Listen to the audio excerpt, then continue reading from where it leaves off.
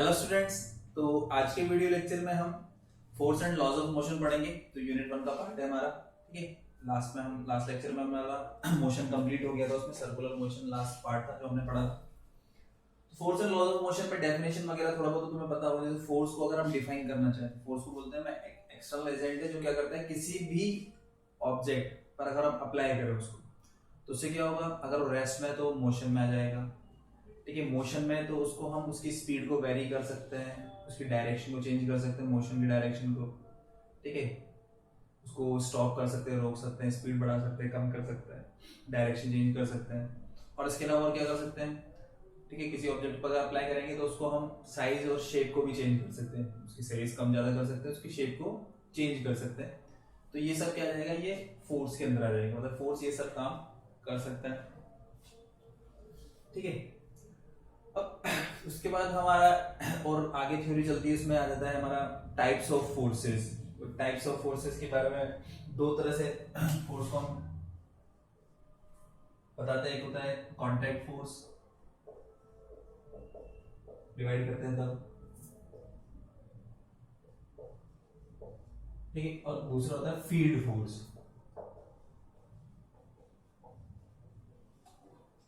तो contact force और field force difference. Contact मतलब जिसको हम टच कर रहे हैं, फोर्स अप्लाई कर रहे हैं, टच कर रहे हैं, कांटेक्ट में आ रही है बॉडी। ठीक है, तो उसको कांटेक्ट फोर्स बोल देंगे। जैसे तुम किसी को भी मार रहे हो, कुश्ती कर रहे हो, लड़ रहे हो, कुछ भी कर रहे हो, ठीक है, तो उसको फोर्स अप्लाई करने के लिए तुम्हें उसको कांटेक्ट में लाना पड़ेगा, उसको टच करना पड़ेगा। जैसे किसी दीवार को मारकर, तो दीवार को कांटेक्ट में लाना पड़ेगा तुम्हें। ठीक है, किसी भी चीज पे फोर्स अप्लाई कर रहे हो तो कांटेक्ट के बिना तुम उस पर फोर्स अप्लाई नहीं कर सकते। ठीक है, तो नॉर्मली वो जो फोर्स होता है जो हम अप्लाई करते हैं उसको मस्कुलर फोर्स बोल देते हैं। हमारे मसल्स के थ्रू वो फोर्स अप्लाई हो रहा है। किसी रस्सी को खींच रहे हो तो रस्सी एकदम टाइट हो जाएगी, उसके अंदर फोर्स प्रोड्यूस होगा, वो टेंशन फोर्स होगी, वो भी कांटेक्ट फोर्स है। उसको तुम बिना टच के, बिना फोर्स अप्लाई के उसको टाइट नहीं कर सकते रस्सी को। ठीक है, इसके अलावा फ्रिक्शन फोर्स। फ्रिक्शन फोर्स जो होता है, जैसे हम चलते हैं, व्हीकल चल रहा है, ठीक है, हम मैं यहाँ पर लिख रहा हूँ मार्कर से बोर्ड के ऊपर, तो ये विदाउट फ्रिक्शन पॉसिबल नहीं है। तो फ्रिक्शन के लिए भी क्या होना चाहिए, दो बॉडीज कांटेक्ट में आनी चाहिए।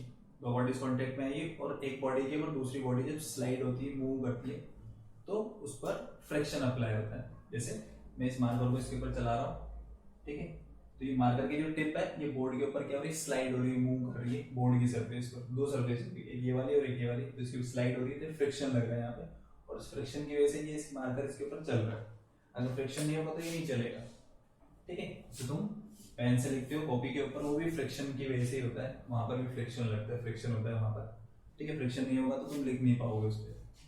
ठीक है, जैसे कोई सरफेस है, तुम कोशिश कर सकते हो, जैसे फ्लोर वगैरह कुछ भी है, ग्लास वगैरह कुछ भी, उसके ऊपर थोड़ा सा डिटर्जेंट वाला पानी डाल दो, और डिटर्जेंट वाला पानी डालोगे फिर उसके ऊपर लिखने की कोशिश करो, तो पेन नहीं चलेगा उसके ऊपर, क्योंकि फ्रिक्शन बहुत ज्यादा डिक्रीज हो गया, तो फिर पेन नहीं चल पाएगा उसके ऊपर। तो ये सारे फोर्सेस हम कांटेक्ट फोर्स में लेते हैं। फिर होता है फील्ड फोर्स। फील्ड फोर्स मतलब जो दूर से लग रहा है फोर्स, डिस्टेंस से फोर्स लग रहा है, वो फील्ड फोर्स है। जिसके अंदर आता है, एक तो तुम अगर सुपर पावर है तुम्हारे अंदर, तो तुम दूर से किसी को भी उठाकर फेंक सकते हो बिना उसको टच किए। मूवीज वगैरह में करते हैं, चाइनीज मूवीज में। ठीक है, पर वो सब फोर्स एक्चुअल फिजिक्स में नहीं होते। फील्ड फोर्स मतलब क्या है, फील्ड फोर्स मतलब दूर से जो लग रहा है, तो ग्रेविटेशन हो जाएगा। जैसे तुम मार्कर को तुमने छोड़ा, अगर पेन वगैरह किसी को गिराओगे तो हमेशा वो नीचे जाएगी, नीचे जाएगी, क्योंकि अर्थ उसको अट्रैक्ट कर रही है बिना कांटेक्ट में लाए। तो इस पर भी फोर्स, अर्थ फोर्स लगा रही है, अर्थ के कांटेक्ट में नहीं है, फिर भी इस पर फोर्स लग रहा है। कौन सा, ग्रेविटेशन फोर्स। तो वो क्या हो जाएगा हमारा कांटेक्ट, सॉरी फील्ड फोर्स हो जाएगा। एक मैग्नेट होती है, मैग्नेटिक फोर्स, एक मैग्नेट दूसरे मैग्नेट को दूर से अट्रैक्ट कर लेती है, रिपेल कर देती है, डिस्टेंस से ही फोर्स लगा देती है, तो वो भी फील्ड फोर्स हो जाएगा। एक इलेक्ट्रोस्टैटिक फोर्स होता है, चार्ज पार्टिकल्स के बीच में लगता है, अट्रैक्शन रिपल्शन का। तो ये सारे फील्ड फोर्सेज हैं जो डिस्टेंस से लगते हैं। ठीक है, एक थोड़ी सी डिस्टेंस से लगा दोगे, अगर तुम्हारे अंदर भी इस तरह की पावर आ जाए तो तुम भी दूर से किसी को भी मार सकते हो बिना कांटेक्ट में लाए। ठीक है, फिर तुम सुपर पावर आ जाएगी तुम्हारे अंदर। तो कांटेक्ट फोर्स, फील्ड फोर्स, दो टाइप के फोर्सेज हैं, बस इनको ऐसे ही ध्यान रख सकते हैं। एग्जाम्पल अगर लिखने जाओ तो मस्कुलर फोर्स, ठीक है, टेंशन फोर्स, फ्रिक्शन और फील्ड फोर्स का एग्जांपल अगर ग्रेविटेशनल फोर्स,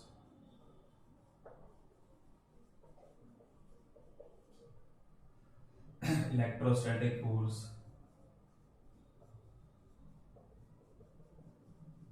मैग्नेटिक फोर्स, तो ये सारे हम बोल सकते हैं कि डिस्टेंस लग जाते हैं सबको, ये फील्ड फोर्स में आ जाएंगे। तो कॉन्टैक्ट फोर्स और फील्ड फोर्स। फिर इसके बाद हम इसको और अलग तरीके से डिवाइड कर सकते हैं फोर्सेस को, बैलेंस्ड और अनबैलेंस्ड फोर्स।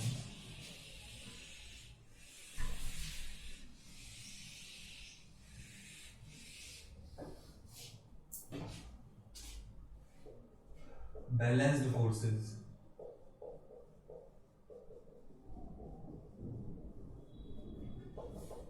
तो बैलेंस फोर्सेस में क्या होता है, ग्रुप ऑफ फोर्सेस हो सकते हैं, एक से ज्यादा ही होंगे, ठीक है, कम से कम दो हो सकते हैं, जैसे एक इधर से लग रहा है और एक इधर से लग रहा है फोर्स, ठीक है, इधर से भी F1 इधर से F2, F से डिनोट कर सकते हैं फोर्स को।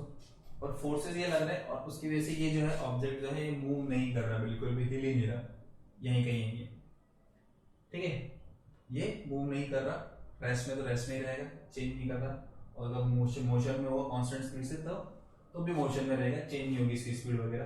तो जो फोर्सेस अप्लाई होंगे यहाँ पर बोल सकते हैं बैलेंस फोर्सेस। तो बैलेंस फोर्सेस क्या होता है कि बैलेंस फोर्सेस अगर किसी ऑब्जेक्ट पे लग रहा है, ठीक है, तो बैलेंस फोर्सेस उसकी स्टेट को चेंज नहीं करते। स्टेट मतलब स्टेट ऑफ रेस्ट हो सकती है यहाँ पर, अगर रेस्ट में तो रेस्ट में रहेगा, और स्टेट ऑफ मोशन मतलब अगर मोशन में तो उसी यूनिफॉर्म मोशन में रहेगा, चेंज नहीं होगा। तो बैलेंस्ड फोर्सेस की वजह से होता है। जैसे तुम अगर समझना चाहो तो यहाँ से समझ सकते हो कि इधर से भी 10 न्यूटन का फोर्स लगा रहे हैं, न्यूटन इसकी यूनिट की फोर्स की, और इधर से भी 10 न्यूटन का फोर्स लगा रहे हैं, ये इस फोर्स को क्या कर रहा है, बैलेंस कर रहा है, ठीक है। मतलब अगर हम ये बेस हटा देते हैं यहाँ से, तो इधर से तुम 10 न्यूटन का फोर्स लगा रहे हो, ऊपर से भी 10 न्यूटन का फोर्स लगा रहे हो, तो बैलेंस हो गए सभी फोर्सेस, अभी कहीं नहीं जाएगा, ये यहीं पे रहेगा। तो कोई ऑब्जेक्ट हिल नहीं रहा है, इसका मतलब वो बैलेंस फोर्सेस लग रहा है, उसमें बैलेंस हो रहा है वो। और दूसरा हो जाएगा अनबैलेंस्ड फोर्सेस।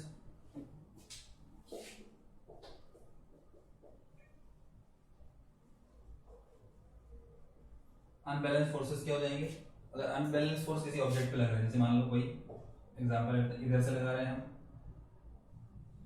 20 न्यूटन और इधर से लगा रहे हैं मान लो 10 न्यूटन, तो इधर ज्यादा है इधर कम है। तुम घर पे भी कर सकते हो, जैसे तुम्हारा कोई भी छोटा भाई या बहन होगा या कोई भी फ्रेंड वगैरह जिसके अंदर मस्कुलर पावर तुमसे थोड़ी सी कम हो, ठीक है, और फिर कोई भी एक टेबल वगैरह छोटा सा कुछ भी ऑब्जेक्ट ले लेना, चेयर वगैरह कुछ भी, फिर फोर्स अप्लाई करने को बोलना। एक तरह से तुम फोर्स लगा रहे हो, एक तरह से तुम्हारा फ्रेंड भाई जो भी है वो फोर्स अप्लाई कर रहा है, ध्यान रखना उसकी मस्कुलर पावर तुमसे कम होनी चाहिए, ठीक है, इस तरह से चूज करना। तो तुम भी इधर से पूरी फोर्स लगा रहे हो, वो भी इधर से पूरा फोर्स लगा रहा है, पर तुम्हारा मस्कुलर पावर ज्यादा है तो तुम ज्यादा फोर्स लगाओगे, ज्यादा फोर्स लगाओगे तो इधर शिफ्ट हो जाएगा, मतलब वो मूव हो जाएगी, चेयर होगी, टेबल होगी, जो भी होगी। बहुत ज्यादा हैवी टेबल मत लेना, क्योंकि तुम दोनों जगह भी दोनों भी अगर इधर से पुश कर रहे होंगे तब भी फिर वो नहीं हिलेगी। अगर ज्यादा हैवी टेबल लेनी तो चेयर ले लेना छोटी सी, या छोटी सी टेबल ले लेना, तो ऐसा कर सकते हैं। तो ये जो फोर्सेज है इसमें ऑब्जेक्ट जो है उसकी स्टेट चेंज हो रही है ना, रेस्ट में तो मूव करने लग गया, ठीक है, मोशन में तो उसकी स्पीड वगैरह चेंज हो गई। तो वो जो फोर्सेस किसकी वजह से होता है, वो अनबैलेंस्ड फोर्सेस की वजह से होता है। तो अनबैलेंस्ड फोर्स मतलब एक्चुअल में उसके ऊपर फोर्स काम कर रहा है, और बैलेंस मतलब फोर्सेस लग तो रहे हैं पर काम कुछ भी नहीं कर रहे, ऐसे समझ लो। अनबैलेंस फोर्सेस में एक्चुअल में फोर्स क्या हो रहा है, काम कर रहा है, यहाँ पर दिख रहा है मतलब फोर्स लग रहा है, और यहाँ पे हमें नहीं दिखता कि फोर्स लग रहा है, ठीक है। तो बैलेंस और अनबैलेंस फोर्सेस हो गए हमारे।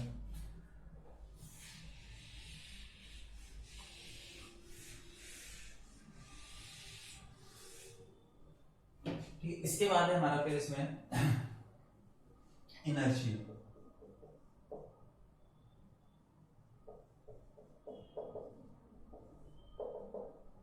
अब इनर्शिया क्या होता है, इनर्शिया जो होता है ये प्रॉपर्टी होती है सभी बॉडीज के अंदर, कोई भी ऑब्जेक्ट जिसके पास भी मास है तो सबके पास ये प्रॉपर्टी होती है इनर्शिया, जिसके पास भी मास होगा सबके पास ये प्रॉपर्टी होगी, ठीक है।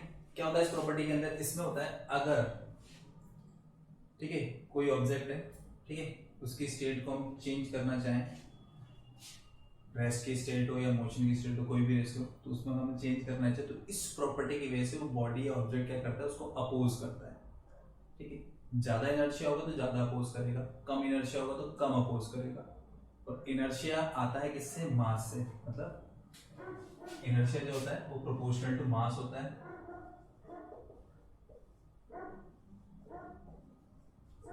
मास ज्यादा होगा तो इनर्शिया भी ज्यादा होगा, मास ज्यादा होगा तो इनर्शिया भी ज्यादा होगा। मतलब हैवी ऑब्जेक्ट्स जो होते हैं उनका इनर्शिया ज्यादा होता है, मतलब उनको आसानी से तुम उनकी स्टेट को चेंज नहीं कर सकते। और जिनका मास कम होगा उनका इनर्शिया भी कम होगा, उनकी स्टेट को तुम आसानी से चेंज कर सकते हो और कम अपोज करेगी। जैसे फॉर एग्जांपल एक चेयर ले लो छोटी सी, छोटी सी चेयर का मास कम होगा तो तुम आराम से उसको फोर्स लगा के तुम इधर उधर खिसका सकते हो, ठीक है, क्योंकि उसका इनर्शिया कम है, वो कम अपोज कर रही है। पर अगर तुमने कोई हैवी ऑब्जेक्ट ले लिया, हैवी मतलब बड़ी सी कोई टेबल ले ली, अलमीरा वगैरह कुछ भी ले लिया, उसमें क्या होगा? उसका मास ज्यादा होगा, इनर्शिया ज्यादा होगा, इनर्शिया ज्यादा होगा तो वो ज्यादा फोर्स करेगी, मतलब उसको तुम्हें मूव करना है तो तुम्हें ज्यादा फोर्स अप्लाई करना पड़ेगा। किसकी वजह से? इनर्शिया की वजह से, क्योंकि उसका इनर्शिया ज्यादा है। तो इनर्शिया बोल सकते हैं property of body due to which it is enable to change its state of rest और its state of motion by itself, मतलब खुद से। ऐसा बोल सकते हैं कि ये अपोज कर रही है, अपने आप जो है ये मारकर अपने हाथ से हिल नहीं सकता, जहां मैं रखूंगा वो वहीं रहेगा, ठीक है, खुद से मूव नहीं कर सकता, ठीक है। इसको मूव करने के लिए हमें क्या करना पड़ेगा? इस पर फोर्स अप्लाई करना पड़ेगा, ठीक है, तो तभी ये मूव होगा, तो वो इनर्शिया हो जाएगा। इनर्शिया के अलग अलग टाइप होते हैं, अगर हमें बताना चाहे तो इसको इनर्शिया ऑफ रेस्ट,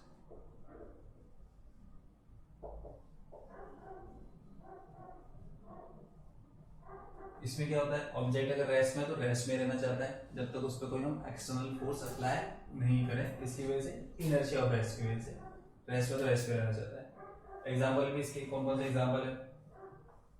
जैसे मान लो बस है, ठीक है, रुकी हुई है, तुम इस बस पे खड़े हुए हो,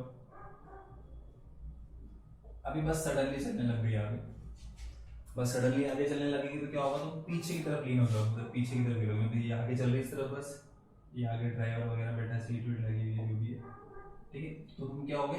पीछे की तरफ लीन हो जाओगे, पीछे की तरफ जाओगे ऐसे, जैसे ये आगे चलेगी सडनली। या फिर तुम ऐसे भी समझ सकते हो, जैसे मान लो तुम्हारे पास बाइक वगैरह कुछ भी है, ठीक है, स्कूटी या कुछ भी, बाइक बाइक होगा तो ज़्यादा अच्छी होगी। तो उसमें क्या कर सकते हैं हम?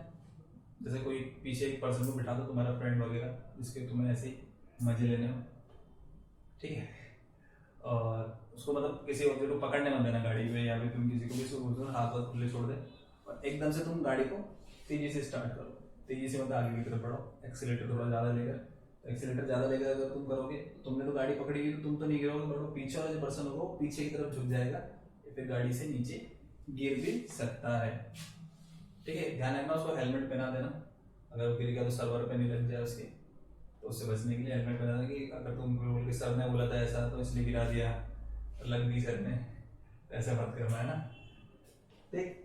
तो ये एग्जांपल है सिंपल सा कि अगर हम गाड़ी स्पीड से चल रही, मतलब सॉरी सडनली इसको स्टार्ट करते हैं, सडनली स्टार्ट करते हैं तो पीछे की तरफ लेता ड्यू टू इनर्शिया। इसका रीजन ऐसे समझ लेते हैं, बहुत सिंपल सा रीजन है इसका, जैसे ध्यान भी होगा तुम्हें, हमारी बॉडी रेस्ट में तो रेस्ट में रहना चाहती है, पूरी पूरी बॉडी रेस्ट में तो रेस्ट में रहना चाहती है, पर जैसे ही गाड़ी सडनली आगे की तरफ चलती है तो जो हमारी लोअर बॉडी जो गाड़ी के कांटेक्ट में, बाइक के बस के जिसके भी कांटेक्ट में, तो लोअर बॉडी तो बस के साथ आगे जाएगी, पर अपर बॉडी अभी भी किसमें? रेस्ट में, तो किसमें रहना चाहती है? वो रेस्ट में रहना चाहती है, तो पीछे की तरफ वो वहीं रहेगी, ये आगे की तरफ चलेगी, ये पैर चल के आगे की तरफ, ऊपर बॉडी वहीं है, तो अपर बॉडी वहीं है तो ये पीछे की तरफ लीन होती है, दिखेगी किसकी वजह से? इनर्शिया ऑफ रेस्ट की वजह से। और भी बहुत सारे एग्जाम्पल है, जैसे एक ऐसा ये आप जैसे ग्लास है, उस ग्लास के ऊपर ये ऐसा कार्डबोर्ड दिया तुमने, ठीक है, और उसके ऊपर कॉइन रख दिए, इसको बिल्कुल एकदम स्ट्रेट एंगल पर हम इसको मारेंगे स्पीड से तो ये कार्डबोर्ड तो निकल जाएगा और कॉइन नीचे गिर जाता है, ठीक है। ध्यान रखना कार्डबोर्ड जो लोगे एकदम चिकना लेना हो, तो उसमें क्या होगा? ये कॉइन रेस्ट में तो रेस्ट में रहना चाहता है, मूव नहीं करना चाहता तो ये सीधा सीधा कहाँ जाएगा? नीचे आ जाएगा, किसकी वजह से? इनर्शिया ऑफ रेस्ट की वजह से। और भी बहुत सारे एग्जाम्पल है, जैसे जब हवा चलती है तेज तो जो पके हुए आम वगैरह, अमरूद वगैरह जो भी होते हैं वो नीचे गिर जाते हैं, ठीक, वो भी इनर्शिया ऑफ रेस्ट की वजह से। ये वो रेस्ट में रहना चाहते तो रेस्ट में रहेंगे, बट वो हवा चलती है तो वो जो भी इसकी ब्रांचेस वगैरह होती है वो हिलती है और वो टूट कर नीचे गिर जाता है ड्यू टू रेस्ट। और कम ब्लैंकेट वगैरह तो हम मारते हैं ऐसे करके तो 10 पार्टिकल अलग हो जाते हैं, उससे दिखने लग जाते हैं, वो भी इनर्शिया ऑफ रेस्ट की वजह से। फिर है कि इनर्शिया ऑफ सेकंड मोशन। इसमें क्या है, इनर्शिया ऑफ मोशन में अगर कोई ऑब्जेक्ट मोशन में मूव कर रहा है, ठीक है, तो वो अपने आप खुद से उसकी स्टेट ऑफ मोशन को चेंज नहीं कर सकता। तभी चेंज होगी जब उस पर हम एक्सटर्नल फोर्स अप्लाई करेंगे, तभी हो सकता है। खुद से अपने आप चेंज नहीं हो सकती। किसकी वजह से? इनर्शिया ऑफ मोशन की वजह से। एग्जांपल, ठीक है, ये मूव कर रहा है, मान लो बस चल रही है स्पीड चल रही है, सडनली उसने क्या लगा दी, ब्रेक लगा दी। तो जैसे सडनली ब्रेक लगाएंगे हम जो होंगे वो आगे की तरफ झुक जाएंगे, आगे की तरफ लीन हो जाएंगे। स्पीड चल रही है, ब्रेक लग गई, एकदम से ब्रेक लग गई तो आगे की तरफ आ जाएंगे। तुमने भी ऑब्जर्व किया होगा, जैसे कार वगैरह कुछ भी जिसमें भी तुम बैठे हो, सडनली कभी कभी ब्रेक लगते हैं तो आगे की तरफ जाते हैं। तो उससे बचने के लिए हमारे पास क्या देती है, सीट बेल्ट प्रोवाइड की जाती है कार के अंदर। तो ठीक है, तो जो हमारी नॉर्मल जो बसेस होती है उसमें सीट बेल्ट नहीं होती, चल जाता है उतना सा। तो क्या होता है, वो हमारी बॉडी आगे की तरफ जाती है due to inertia of motion की वजह से। ठीक है, क्यों है ऐसा?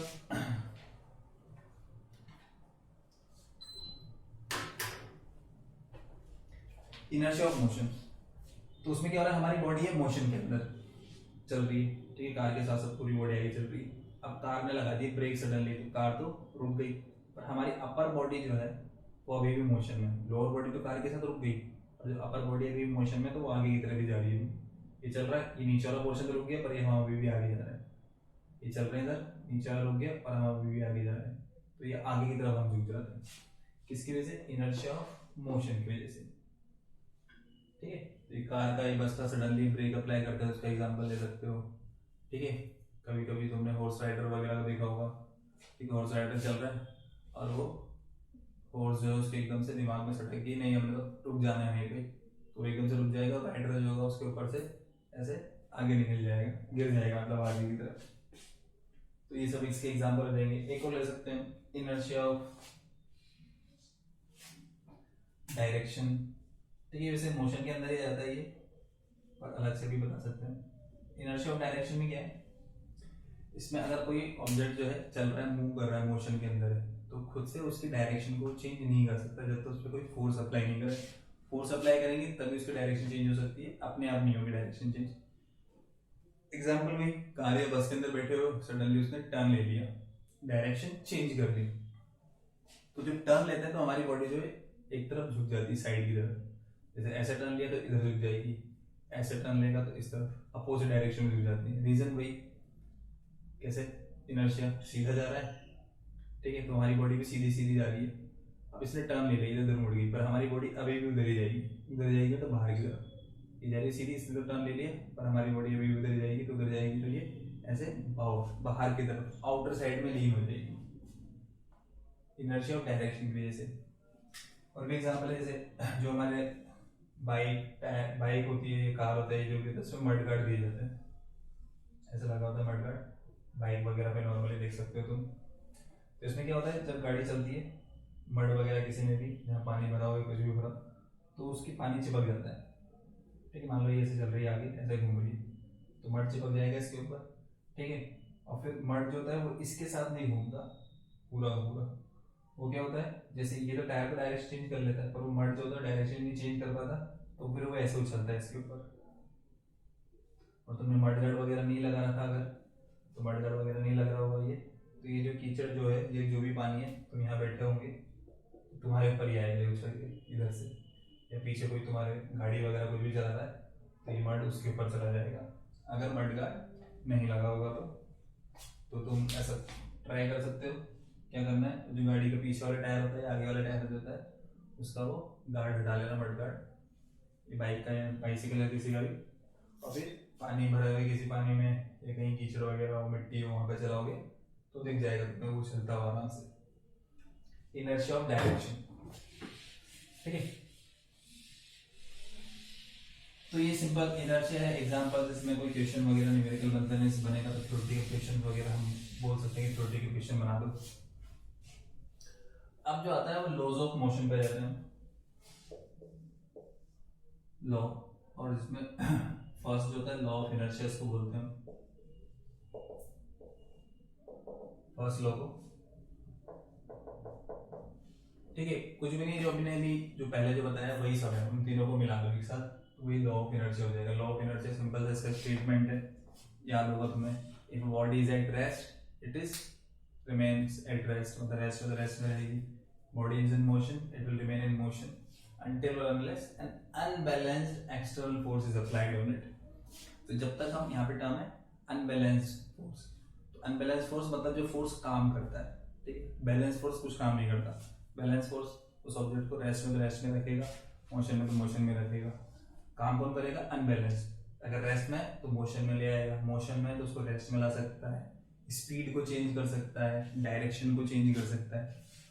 तो ये वही है, रेस्ट में तो रेस्ट में रहेगी, मोशन में तो मोशन में रहेगी। किसकी वजह से? इनर्शिया की वजह से। कब तक? जब तक उस पर कोई हम एक्सटर्नल अनबैलेंस फोर्स अप्लाई नहीं करते। तो इसमें क्या होता है, फर्स्ट लॉ के अंदर मेन चीज क्या है, फोर्स जो होता है वो जीरो होता है। ठीक है, तो यहाँ से हमें पता चलता है कि इसमें नेट फोर्स क्या होगा, जीरो होगा। फोर्स जीरो होता है तो यहाँ से इसको आगे हम एक्सप्लेन करेंगे। तो ये एक्सेलरेशन भी जीरो होता है, फोर्स जीरो होता है, तो एक्सेलरेशन जीरो होता है, तो इसका मतलब वेलोसिटी जो रहेगी वो उसकी कांस्टेंट रहेगी, वेलोसिटी चेंज नहीं होगी। ठीक है, और रेस्ट में तो रेस्ट में रहेगा, अगर मूव कर रहा है तो कांस्टेंट वेलोसिटी से मूव करेगा, ऐसे समझ सकते हैं। तो फर्स्ट लॉ जो होता है, फर्स्ट लॉ में देता है क्वालिटेटिव डेफिनेशन देता है, ये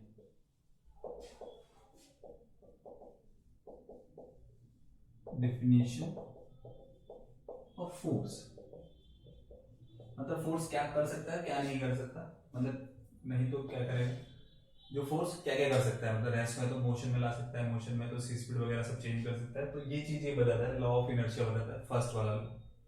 क्वालिटेटिव, इससे न्यूमेरिकल वगैरह नहीं बनता है, सिंपल थ्योरेटिकल इक्वेशन अगर बनता है तो वो आ गया।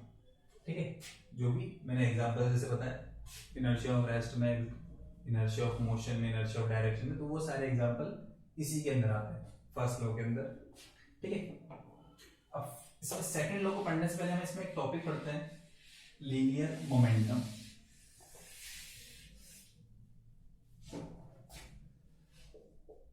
लीनियर मोमेंटम, लीनियर मोमेंटम क्या होता है? Product of mass and velocity, mass और वेलोसिटी का प्रोडक्ट, ये लीनियर मोमेंटम होता है। सिंपल से इसका फॉर्मूला होता है। यूनिट की बात करें, ऐसा यूनिट, यहाँ से इसकी किलोग्राम और इसकी मीटर पर सेकंड, इसके अलावा एक और होती है, और Newton into second, Newton into second भी होती है, उसको बताएंगे कैसे होती है बाद में। तो इसकी दोनों यूनिट होती है, ये भी होता है ये भी होता है, किसका? मोमेंटम का। मास और वेलोसिटी का प्रोडक्ट होता है, वेक्टर क्वांटिटी होती है, क्योंकि वेलोसिटी वेक्टर है तो मोमेंटम भी वेक्टर होती है। It is a vector quantity, मतलब डायरेक्शन आएगी इसके साथ। तो ये हमारा सिंपल मोमेंटम होता है। मोमेंटम जो होता है मास पे डिपेंड करता है, मास ज्यादा होगा, ठीक है, तो मोमेंटम ज्यादा होगा। अगर सेम वेलोसिटी से मूव कर रहा है, दो ऑब्जेक्ट है जैसे कार और ट्रक, दोनों सेम स्पीड से जा रहे हैं, दोनों की स्पीड 40 किलोमीटर पर आ रहा है, तो मोमेंटम किसका ज्यादा होगा? हम बता सकते हैं कि ऑब्वियसली ट्रक का ज्यादा होगा, क्योंकि ट्रक का मास ज्यादा होता है। ठीक है, और सिर्फ हाथ में स्पीड पे भी डिपेंड करता है। स्पीड पे कैसे करेगा? मान लो दो कार है, दोनों सेम मॉडल, सेम हाइट, सब कुछ सेम है, ठीक है, मान लो दोनों अल्टो कार है, तो जाओ तो अच्छी मर्सिडीज वगैरह, बेंज, कुछ भी ले सकते हो। तो दोनों का मास सेम है, वेलोसिटी डिफरेंट है, मतलब एक ज्यादा स्पीड चल रही, कम स्पीड चल रही, तो जो ज्यादा स्पीड चलेगी मतलब इसकी वेलोसिटी ज्यादा होगी जिस कार की, उसका मोमेंटम भी क्या होगा? ज्यादा होगा। ठीक है, तो मोमेंटम यहाँ पे सीधा सीधा रिलेट करता है मोशन से। मोशन से मतलब उसको हम कितनी इजीली कंट्रोल कर सकते हैं और कितना ज्यादा उस पर परेशानी भी कंट्रोल करने में। तो जिसका मोमेंटम कम होता है उसको हम इजीली कंट्रोल कर सकते हैं, ठीक है, मतलब जैसे फोर्स वगैरह अप्लाई करके उसको हम कंट्रोल कर सकते हैं उसको, मोमेंटम अगर कम है तो। और अगर मोमेंटम ज्यादा है तो उसको फोर्स हम अप्लाई करेंगे तो मुझे ज्यादा फोर्स अप्लाई करना पड़ेगा उसको कंट्रोल करने के लिए, मतलब उसका इफेक्ट ज्यादा होगा। जैसे एक्सीडेंट वगैरह जो होते हैं, एक ट्रक से एक्सीडेंट होता है, सेम स्पीड चल रहा है ट्रक और एक उतनी स्पीड से कार चल रही है, उससे एक्सीडेंट होता है, तो ट्रक ज्यादा डैमेज करता है सामने वाली चीज को, क्योंकि उसका मोमेंटम ज्यादा है, ज्यादा मोमेंटम है तो ज्यादा डैमेज करेगा। ठीक है, उसको ब्रेक वगैरह अप्लाई करने के लिए भी हमें ज्यादा और अप्लाई करनी पड़ती है उसको रोकने के लिए भी। पावर ब्रेक्स वगैरह होते हैं उसके अंदर, ट्रक के अंदर, तब जाके वो रुकती है वो। ठीक है, कार से इतना ज़्यादा डैमेज नहीं होता, कार खुद ज़्यादा डैमेज हो जाती है। ठीक है, एक्सीडेंट वगैरह कुछ होता है तो, क्योंकि उसका मोमेंटम कम होता है कार का। ऐसे ही दो कार है, एक धीरे स्पीड में चल रही है, एक फास्ट स्पीड चल रही है। तो धीरे चल रही है उसको तुम आसानी से कंट्रोल कर सकते हो, ब्रेक वगैरह लगा सकते हो। अगर फास्ट चला रहे हो तो ब्रेक वगैरह लगाओगे तो उसमें थोड़ी गड़बड़ी हो सकती है।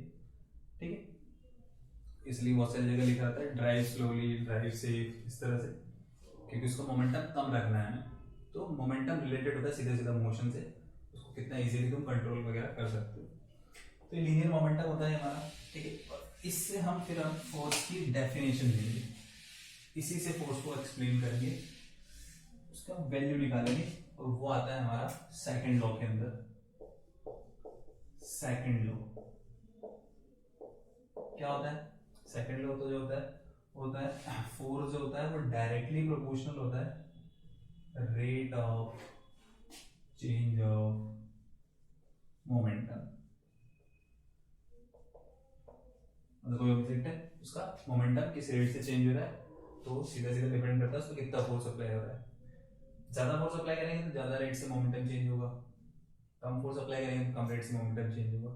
या फिर उल्टा भी बोल सकते हैं, जल्दी जल्दी मोमेंटम चेंज हो रहा है मतलब फोर्स ज्यादा लग रहा है, धीरे मोमेंटम चेंज हो रहा है मतलब फोर्स कम लग रहा है।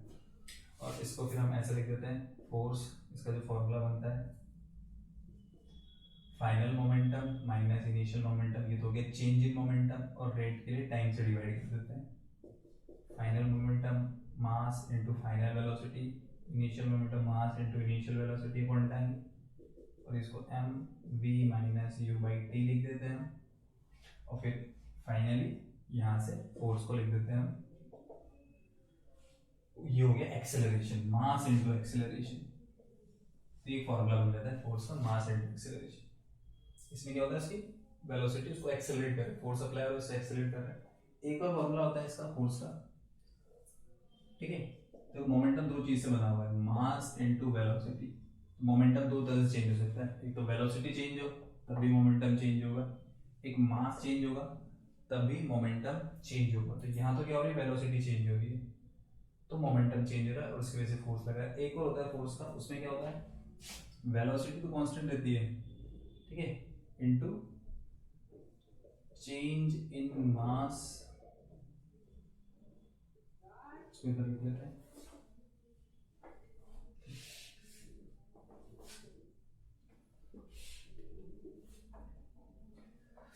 F equals to M, M की वेलोसिटी वही रहेगी, चेंज इन मास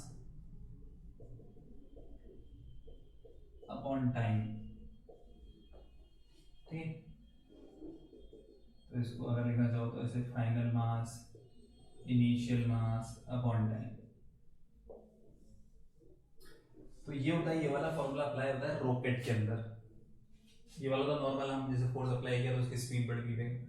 ये जो फॉर्मूला है ये वाला, ये रॉकेट के अंदर अप्लाई होता है। रॉकेट में क्या होता है, जब हम रॉकेट चलाते हैं, ठीक है, तो उसमें क्या होता है, उसका जो बारूद होता है, फ्यूल जो भी होता है इसके अंदर, जैसे एक्चुअल जो रॉकेट होता है उसके अंदर तो फ्यूल होता है, ठीक है, और जो हम दिवाली चलाते हैं उसके अंदर बारूद वगैरह भरा होता है तो वो भी फ्यूल ही बोलेंगे उसको भी। तो वो जलता है और जल के उसका जो मास होता है वो डिक्रीज हो जाता है, डिक्रीज होता है तो नीचे गैस निकलती है और उसकी वजह से फोर्स लगता है ऊपर की तरफ और ऊपर की तरफ मूव करता है। नॉर्मल रॉकेट में भी ऐसा ही होता है। तो वहां पर क्या होता है, मास चेंज होता है कंटिन्यूसली। ठीक है, तो देखोगे जैसे रॉकेट ऊपर जाता है, ठीक है, तो एक हाइट पे जाने के बाद उसके जो पार्ट होता है वो नीचे अलग होते जाते हैं। जैसे कुछ हाइट पे गया, उसके बाद ये वाला पोर्शन अलग हो जाएगा, फिर और हाइट पे जाएगा, फिर ये वाला पोर्शन अलग हो जाएगा, फिर और हाइट पे जाएगा तो ये वाला पोर्शन अलग होकर ऊपर ऊपर वाला जो पार्ट होता है जिसके अंदर सैटेलाइट वगैरह जो भी होते हैं, फिर फाइनली उसको ऑर्बिट में पहुंचा देता है। तो वो वहां पर क्या होता है, मास कंटिन्यूसली चेंज होता जाता है, वेलोसिटी वही रहती है। ठीक है, वेलोसिटी कौन सी वाली, जो वो फ्यूल जो इजेक्ट हो रहा है गैस की फॉर्म में, उसकी वेलोसिटी वही रहती है। ऐसे तो एक्चुअल में रॉकेट एक्सेलरेट करेगा ऊपर की तरफ। ठीक है, इसको फिर बहुत ज्यादा डिटेल में फिर 11वीं क्लास में पढ़ते हैं, एक टॉपिक है रॉकेट प्रोपल्शन करके, उसके अंदर पढ़ते हैं इस चीज को। तो ये सेकंड लॉ है, मेन फॉर्मूला हमारा ये वाला है, force equals to mass into acceleration. जितने भी क्वेश्चन बनेंगे इस पर या इसी पे बनेंगे, ये वाला फॉर्मूला भी ध्यान रख सकते हो, वो एक्सेलरेशन ही है ये। ये वाला अलग से ऐसे एक्स्ट्रा फॉर्मूला है, ठीक है। तो यहाँ से हमें क्या मिलता है, ये देता है हमें पहला वाला तो क्वालिटेटिव डेफिनेशन देता है, क्वांटिटेटिव डेफिनेशन देता है, मतलब क्वांटिटी बताएगा फोर्स की एक्चुअल वैल्यू कितनी आएगी, ठीक है।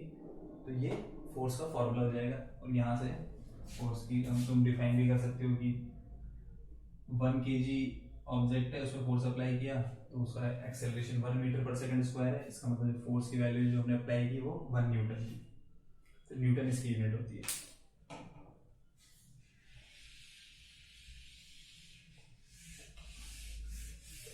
अब देखो यहाँ से एक फॉर्मूला हम ये भी बना सकते हैं, कौन सा,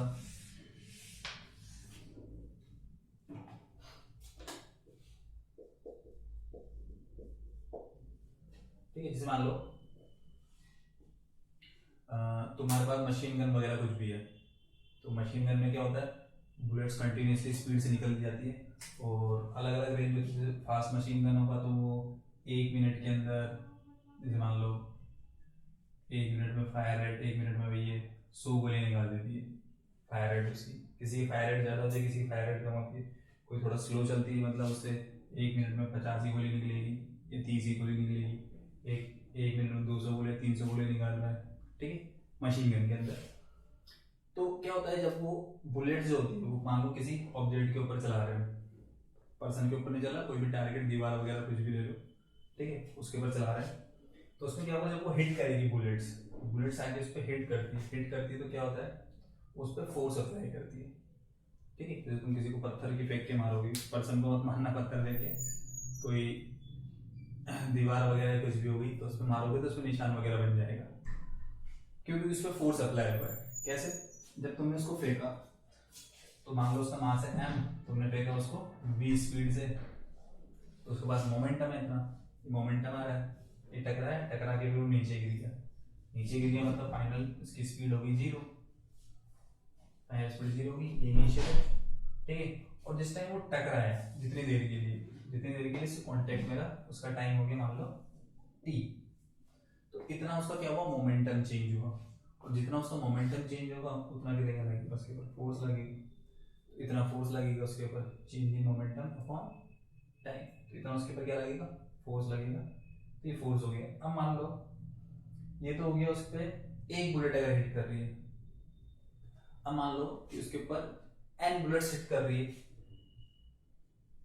तो एक बुलेट का मोमेंटम इतना, तो n बुलेट्स का इतना हो जाएगा डिवाइड बाई t, और ये n by t number of bullets पर सेकंड, nmv, ये सा एक फॉर्मूला बना सकते हैं।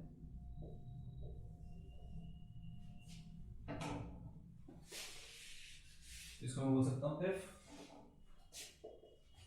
n बुलेट्स की जगह तुम स्टोन वगैरह कुछ भी, पत्थर वगैरह कोई भी ऑब्जेक्ट ले सकते हो, if n bullets each of mass small m moving with velocity v hits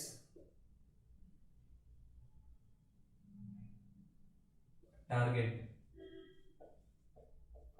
in 1 second, then force on the target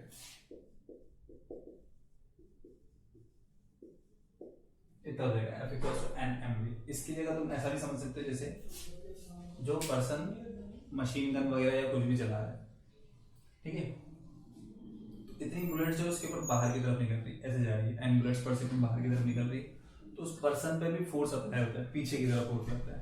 जैसे मूवीज वगैरह बहुत सी जगह तुमने देखा होगा, किसी ने भी गन वगैरह चलाई तो पीछे की तरफ मूव करता है, कभी कभी पीछे की तरफ गिर भी जाता है, तो उसकी लग जाती है, गन की लग जाती है पीछे की तरफ जब आती है, तो उसकी क्या रीजन है, जब वो बुलेट्स वगैरह बाहर निकलती है तो आगे की तरफ फोर्स लग रहा है, और उतना ही फोर्स हमारे को पीछे की तरफ भी लगता है, सेम न्यूटन से थर्ड लॉ से आता है, न्यूटन थर्ड लॉ, ठीक है। पर यहाँ पर भी समझ सकते हो, तो जो पर्सन उस गन को मान लो ऐसे खड़े करके चला रहा है, जमीन पे नहीं रख रहा है, नॉर्मली मशीन गन को क्या करता है, बहुत ज्यादा उसका रिकॉइल होता है पीछे की तरफ, तो उसको ग्राउंड पर रख के चलाते हैं, तो उससे क्या होता है, फोर्स पूरा तुम्हारे पर नहीं लगता, थोड़ा बहुत ग्राउंड पर भी डिस्ट्रीब्यूट हो जाता है।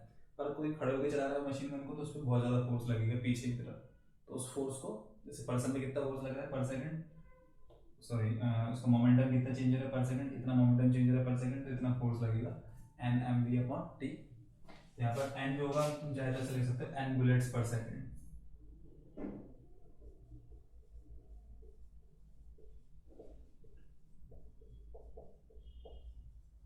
एन जो बुलेट्स पर सेकंड मतलब टाइम इसी के अंदर इंक्लूड हो गया। तुम अगर समझोगे इस तरह फॉर्म में तो टाइम भी आता है, तो टाइम जो है वो इस एन के साथ ही आ गया टाइम पर सेकंड। वैसे हमने 1 सेकंड लिया है तो डिवाइड करेंगे तो टी की वैल्यू 1 सेकंड, तो यही फॉर्मूला बनेगा। और ये क्वेश्चन आ भी चुका है, कहाँ पर आ चुका है ये आ चुका है एनटीएससी में आया था 2015 हाँ 15-16 जो भी आया था आ चुका है, मतलब ये फोर्स का ये वाला फॉर्मूला।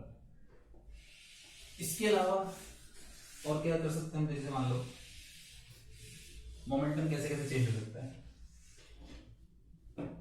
कभी कभी जैसे बॉल रबर बॉल है, एम है v स्पीड से आ रही है, टकराई और टकरा कर वापस बाउंस बैक होती है बॉल रबर बॉल, मान लो उतनी स्पीड से बाउंस बैक हो रही है जितनी स्पीड से आ रही है।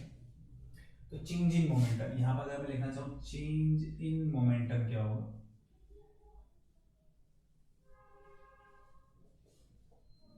चेंज इन मोमेंटम होता है हमारा फाइनल माइनस इनिशियल, ठीक है। तो एक डायरेक्शन में तुम्हारे अकॉर्डिंग पॉजिटिव या नेगेटिव ले सकते हो, तुम्हारे ऊपर डिपेंड करता है कौन सी डायरेक्शन में पॉजिटिव ले रहे हो कौन सी नेगेटिव ले रहे हो, ठीक है। और ध्यान रखना मोमेंटम वेक्टर क्वांटिटी, तो कोई भी एक को पॉजिटिव लोगे तो अपोजिट वाली अपने आप नेगेटिव हो जाती है। जैसे तुम नॉर्मली क्या करते हो, इस तरफ पॉजिटिव लेते हो तो इधर नेगेटिव एक्स होती है, ऊपर पॉजिटिव है तो उसके अपोजिट नेगेटिव वाई, ऐसे डायरेक्शन लेते हैं, ठीक है। तो जैसे मान लो मैं इस वाले मोमेंटम को जो टकरा कर जब आ रही है तो एम बी ये वाली डायरेक्शन पॉजिटिव है, तो इसको मैं पॉजिटिव मोमेंटम लिखूंगा, फाइनल को माइनस है। तो जो इनिशियल होगा उसकी इससे डायरेक्शन क्या है जस्ट अपोजिट, और जैसे ही डायरेक्शन अपोजिट होगी इसको मैं इनिशियल मोमेंटम होगा इसको मुझे नेगेटिव लिखना पड़ेगा क्योंकि डायरेक्शन अपोजिट है, अपोजिट डायरेक्शन के साथ माइनस साइन आता है। तो चेंज इन मोमेंटम अगर यहाँ पर चेंज इन मोमेंटम बोलना चाहे तो माइनस माइनस प्लस हो जाएगा, तो ये बन जाएगा 2mv, ये है चेंज इन मोमेंटम, ठीक है। टकरा के उतनी स्पीड से बाउंस बैक हुआ तो चेंज इन मोमेंटम 2mv होता है, ठीक है। तो ये एक के लिए हो गया, ऐसे मान लो अगर एन बुलेट्स टकरा के वापस बाउंस बैक हो रही तुम्हारी तरफ भी आ रही, मतलब तुमने बुलेट चलाई टकरा कर वापस उतनी स्पीड से तुम्हारी तरफ भी आ गई, तो फिर वो एक बुलेट का था तो एन बुलेट्स का यहाँ पर एन और लग जाएगा इस जगह पर, ठीक है। तो ऐसा तुम ध्यान में रख सकते हो इसको,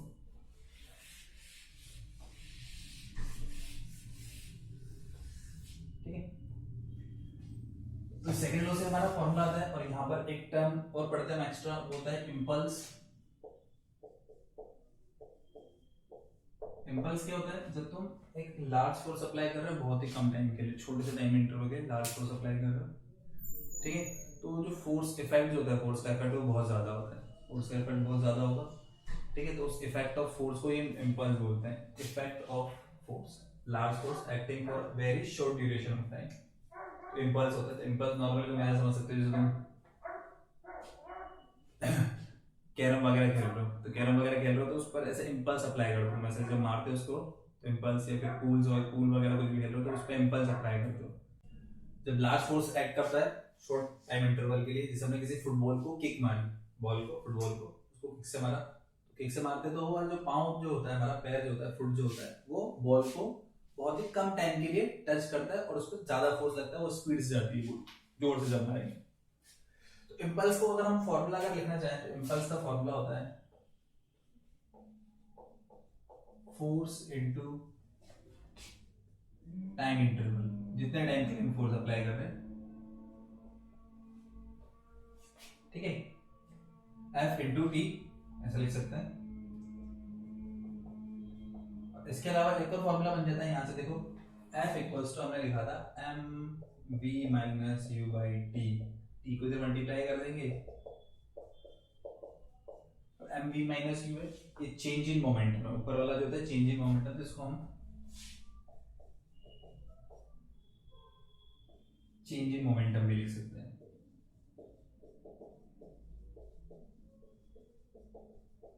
इम्पल्स को, ठीक है। यहीं से इसका ऐसा यूनिट बना सकते हैं, क्या होता है फोर्स का न्यूटन और उसका सेकंड न्यूटन सेकंड, ठीक है। और चेंज इन मोमेंटम का ये होगा, मतलब मोमेंटम का भी न्यूटन इंटू सेकंड होगा, तो यहाँ से मोमेंटम का यूनिट न्यूटन इंटू सेकंड आता है, ठीक है। इस चीज को हम ध्यान में रख सकते हैं। इम्पल्स, इसके बाद देखो थर्ड लॉ आ जाएगा फिर हमारा,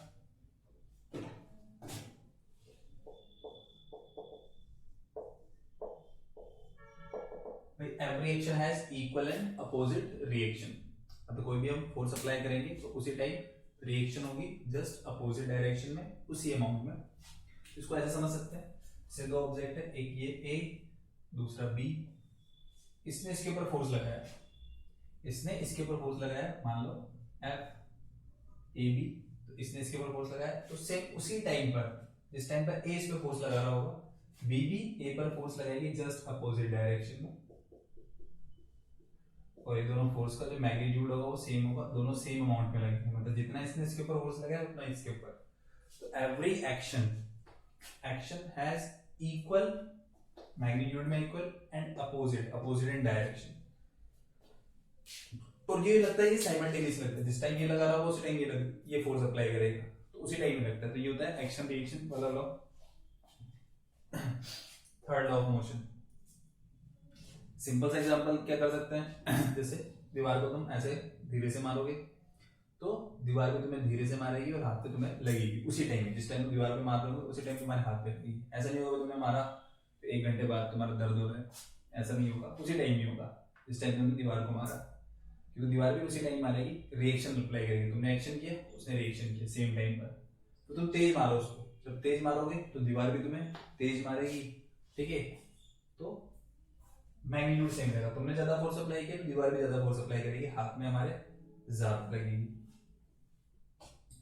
और अगर हम एग्जांपल लेना चाहे, जैसे बहुत सारे इसके एग्जांपल होते हैं न्यूटन्स लॉ के, जैसे हम चल रहे हैं तो वो भी क्या होता है, एक्शन रिएक्शन ही होता है। तो जब हम क्या करते हैं, हम जब चलते हैं तो फोर्स अप्लाई करते हैं ग्राउंड के ऊपर, ऐसे ग्राउंड के ऊपर फोर्स अप्लाई करते हैं, ग्राउंड भी हमारे ऊपर फोर्स अप्लाई करता है इस तरह से, और हमारा पैर यहाँ से उठकर फिर आगे गिरता है। और तुम्हें अगर देखना है इसको एक्चुअल में कि तुम ग्राउंड पे फोर्स अप्लाई कर रहे हो या फिर नहीं कर रहे हो, तो इसको देख सकते हो किसी जहाँ पर रेती वगैरह हो, सैंड के ऊपर चल रहे हो, या आइस, जहाँ पर स्नोफॉल वगैरह वहाँ पर हो, तो आइस के ऊपर चल रहे हो, तो वहाँ पर जब देखोगे तो तुम्हारा पैर थोड़ा सा अंदर की तरफ दब जाता है, ठीक है। अंदर की तरफ जाएगा, दब जाएगा, मतलब तुमने फोर्स अप्लाई किया वहाँ पे नीचे की तरफ, तुम्हारे ऊपर ऊपर की तरफ फोर्स अप्लाई करा।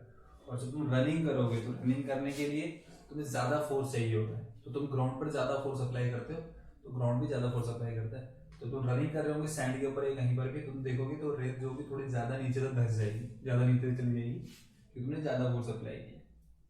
थर्ड लॉ, ठीक है। तो ये third law of motion simple सा एग्जांपल हो जाएगा। और जैसे रिकॉइल ऑफ गन जो होती है उसको भी इसी के अंदर ले सकते हो, ठीक है। जब गन बुलेट पे फोर्स अप्लाई करती है, बुलेट तो आगे जाती है, और जस्ट अपोजिट डायरेक्शन में क्या होता है, गन पर फोर्स लगता है। गन जिसने भी फाइल कर रहा है, पकड़ रहा है, उसके ऊपर फोर्स लगेगा, तो वो पीछे की तरफ, आगे की तरफ गन चलाए, पीछे की तरफ उसका क्या होगा, रिकॉइल होगा, पीछे की तरफ आएगी। कोई एक्शन रिएक्शन से उसको भी हम बता सकते हैं। तो ये third law of motion simple सा है। क्वेश्चन भी बनते हैं नॉर्मली इस पर, थ्योरेटिकल बनते हैं क्वेश्चन, ठीक है। एग्जांपल और भी ले सकते हैं, जैसे बोट चल रही है तो बोट जब चलाते हैं तो पानी को पीछे की तरफ धक्का देते हैं, बोट आगे जाती है, ठीक है। कोई पर्सन है बोट से जंप कर रहा है ग्राउंड के ऊपर, तो जंप करता है तो बोट पीछे की तरफ जाती है, तुम खुद आगे की तरफ आओगे। तो ये थर्ड लॉ के एग्जांपल होते हैं। फिर इसके बाद इसमें conservation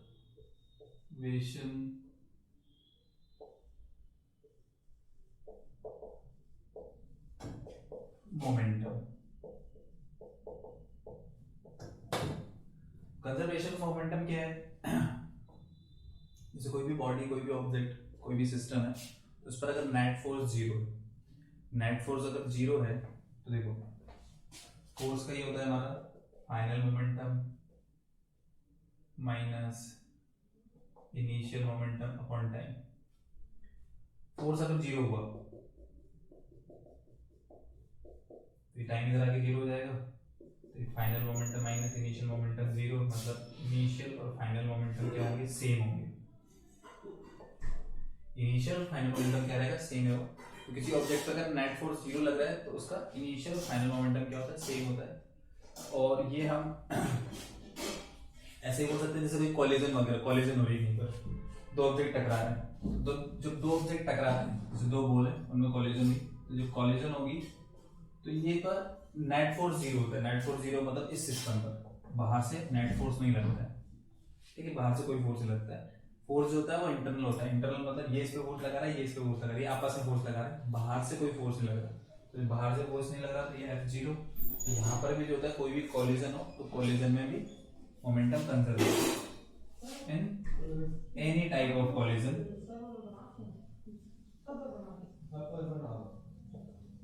In any type of collision, total momentum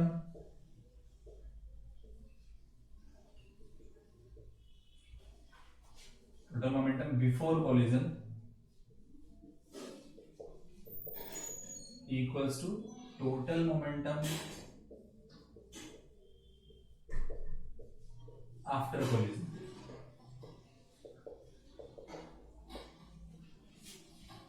momentum change नहीं होता, जितना पहले होगा उतनी बाद में इनिशियल फाइनल इक्वल रहेंगे। तो इसको हम ऐसे समझ सकते हैं, जैसे मान लो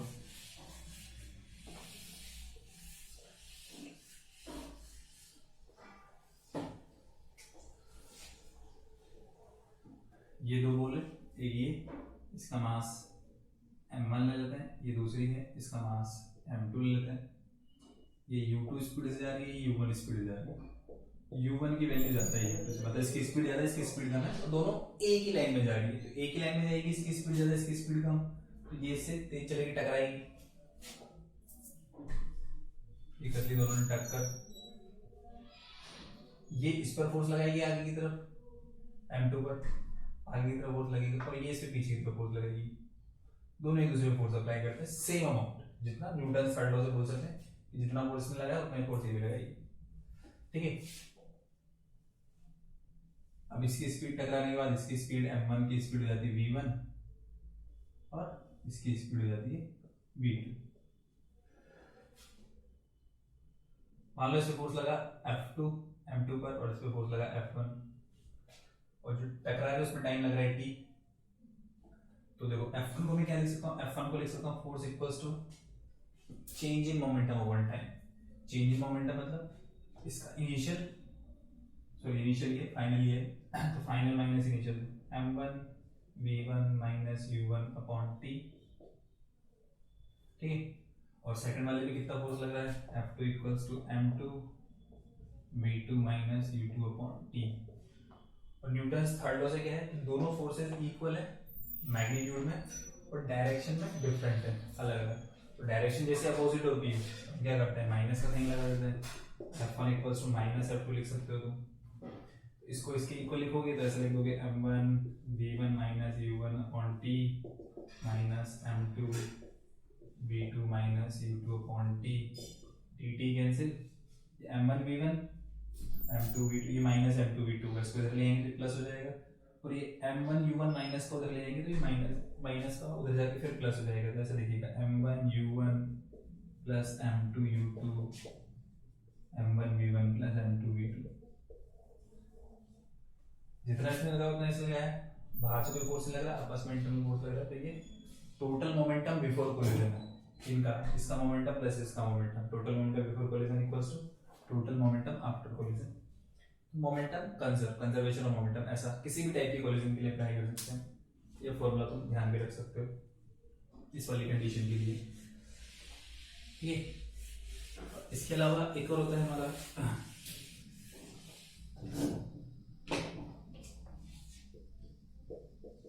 recoil of gun. Recoil of gun में क्या होता है, जैसे मान लो ये गन है हमारी, ठीक है, ये बुलेट है, इसके अंदर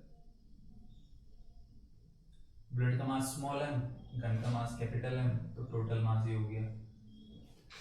अब इसको फायर किया तो गन तो यहीं रह जाएगी, ठीक है, और बुलेट आगे निकल जाएगी।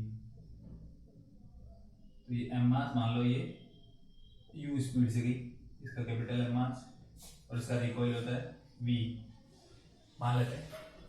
तो ट्रिगर करने से पहले, फायर करने से पहले मोमेंटम इक्वल्स टू फायर करने के बाद मोमेंटम। तो फायर करने से पहले मोमेंटम रेस्ट में पूरा का पूरा, तो इनिशियल मोमेंटम 0 होगा, फाइनल मोमेंटम बुलेट का मोमेंटम mu प्लस गन का मोमेंटम mv,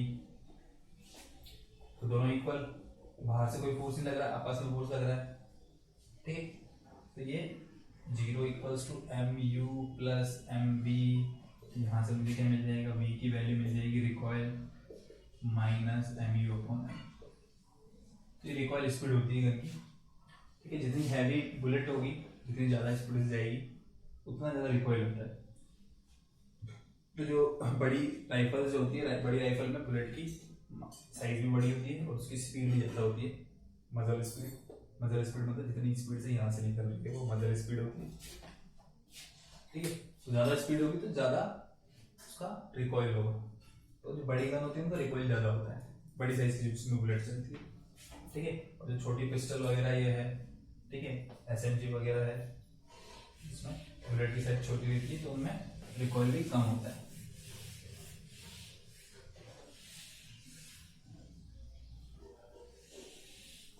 अब देखो बात करते हैं इस पे क्वेश्चंस कैसे बना सकते हैं, अच्छे अच्छे क्वेश्चंस। तो ये तुम्हारी NCERT एग्जाम्पल की ही क्वेश्चन है, उन्हीं को हम देख लेते हैं किस किस टाइप के क्वेश्चंस में बने हुए हैं। देखो इसमें एक क्वेश्चन है, which of the following statement is not correct for an object moving along a straight path in accelerated motion. तुम जाओ तो इसको एग्जाम्पल को डाउनलोड कर सकते हो, NCERT एग्जाम्पलर टाइप करो गूगल पर, NCERT साइट खुलेगी, उसमें क्लास 9 पे जाना, क्लास 9 में फिजिक्स जो साइंस जो होगा, साइंस के अंदर तुम्हें चैप्टर मिल जाएगा 9 चैप्टर, और वहां से तुम इसको डाउनलोड कर सकते हो, ओपन करके क्वेश्चन को देख सकते हो। तो इसमें which of the following statement, first question is not correct for an object moving along a straight path in accelerated motion. The straight path में जा रहा है सीधा, और एक्सेलरेटेड मोशन मतलब a की वैल्यू कुछ ना कुछ इसकी, ठीक है। तो a है first, it's speeds keeps changing, मतलब इसकी स्पीड कंटिन्यूसली चेंज होती रहेगी, तो हाँ एक्सेलरेट कर रहा है तो क्या होगा, इसकी स्पीड चेंज होगी, इंक्रीज होगी, ठीक है। फिर b है, इट्स वेलोसिटी ऑलवेज चेंजेस, ठीक है। अब वेलोसिटी क्या होती है, वो स्पीड से आती है, वेलोसिटी इक्वल्स टू क्या लिख सकते हैं, speed into direction. Speed change होगी तो वेलोसिटी भी चेंज होगी, तभी तो एक्सेलरेशन आएगा। सी है इसमें, it always goes away from the earth, तो अर्थ से दूर, ऐसा तो कोई जरूरी नहीं है, उससे तो स्ट्रेट लाइन में मूव कर रहा है, अब अर्थ से रिलेटेड कुछ टर्म दिया हुआ नहीं है, तो ऐसा हम नहीं बोल सकते उससे। तो D, a force is always act to move it, तो एक्सेलरेशन है मतलब फोर्स तो लग रहा होगा ऑब्वियसली है, F equals to mass into acceleration, acceleration मतलब फोर्स होगा। तो सी वाला कुछ रिलेट नहीं करता इससे बिल्कुल भी, तो सी वाला इसमें आंसर हो जाएगा। सेकंड है इसमें, according to third law of motion action and reaction. Action reaction क्या है, फोर्सेस है जो दो बॉडीज एक दूसरे पे लगाती है, एक्शन एक पे लगेगा, रिएक्शन दूसरे पे लगेगा, दोनों के मैग्नीट्यूड सेम होता है, डायरेक्शन अपोजिट होती है। अब देखते हैं इसमें ऑप्शन क्या है, always act on the same body, ठीक है, सेम बॉडी पे तो नहीं लगते हो, अलग अलग बॉडीज पे लगते हैं। सेकंड है इसमें, always act on different bodies in opposite direction, तो ये वाला ठीक है सेकंड वाला। थर्ड वाला, have same magnitude and direction, magnitude same होता है बट डायरेक्शन अपोजिट होती है, तो सी वाला गलत हो जाएगा। डी है, act on either body at normal to each other, तो जरूरी नहीं है कि नॉर्मल लगे, किसी भी लग सकता है, ठीक है। तो बॉडी फोर्स लगा रही है दूसरे पर, ये इस पर ऐसे इस डायरेक्शन फोर्स लगा रही है, तो ये इस पे इधर लगाएगी, डायरेक्शन अपोजिट होगा, जरूरी है नॉर्मल किसी भी डायरेक्शन में हो सकता है, तो ठीक है। तो ये इसमें बी वाला सही लग रहा है, बी मतलब होगा, बाकी नहीं होंगे। थर्ड देखते हैं, अ goalkeeper in a game of football, तो फुटबॉल में जो गोलकीपर होता है हमारा, पुल्स हिज हैंड बैकवर्ड्स, पीछे की तरफ पुल करता है हाथों को, after holding the ball shot at the goal, मतलब कोई गोल पे शॉट मारा तो जो बॉल को पकड़ के वो थोड़ा सा हाथ को पीछे की तरफ लेके आता है। This enables the goalkeeper to, क्या है फर्स्ट है इसमें, exert larger force on the ball, ठीक है, मतलब वो बॉल पे ज्यादा फोर्स अप्लाई कर रहा है। Second, reduce the force exerted by the ball on the head increases the rate of change of momentum, decreases the rate of change of momentum. तो एक्चुअली होता क्या है, ये सेकंड लॉ का एग्जांपल है। जब किसी बॉल को हम कैच कर रहे हैं, पकड़ रहे हैं, कुछ भी कर रहे हैं, तो हमारे हाथों को पीछे की तरफ खींचते हैं। क्रिकेट वगैरह खेलते हैं तो हाथों को बॉल को पीछे की तरफ लेके आते हैं।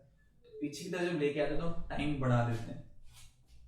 फोर्स का जो फॉर्मूला होता है वो होता है M V minus U by T. तो टी को हम क्या करते हैं, बढ़ा देते हैं, टाइम इंटरवल बढ़ा रहे हैं उसको रोकने का, टाइम बढ़ा रहे हैं। तो टाइम बढ़ाने से क्या होता है, फोर्स क्या होता है, डिक्रीज हो जाता है, हमारे हाथ पे कम लगती है। और हाथ को हम पीछे की तरफ लेके चाहिए तो हाथ पे ज्यादा लगेगी। तो टाइम बढ़ाने से क्या हो रहा है, ये वाली वैल्यू डिक्रीज होगी, अपॉन वाली वैल्यू बढ़ेगी तो ये वाली वैल्यू क्या होगी, डिक्रीज होगी। The rate of change of momentum क्या हो रहा है, डिक्रीज होता है। तो हाथ को पीछे की तरफ खींचते हैं तो मोमेंटम रेट को डिक्रीज करता है, डिक्रीज करता है, तो इससे फोर्स कम लगता है। तो इसका आंसर आ जाएगा decrease in the rate of change of momentum. फिर इसके अंदर the inertia of object, question number 4, inertia of object tends to cause the object. मतलब इनर्शिया प्रॉपर्टी होती है, रेस्ट में रखेगी, मोशन में तो मोशन में रखेगी, खुद से कुछ नहीं कर पाते। फर्स्ट है टू इंक्रीज स्पीड, ठीक है।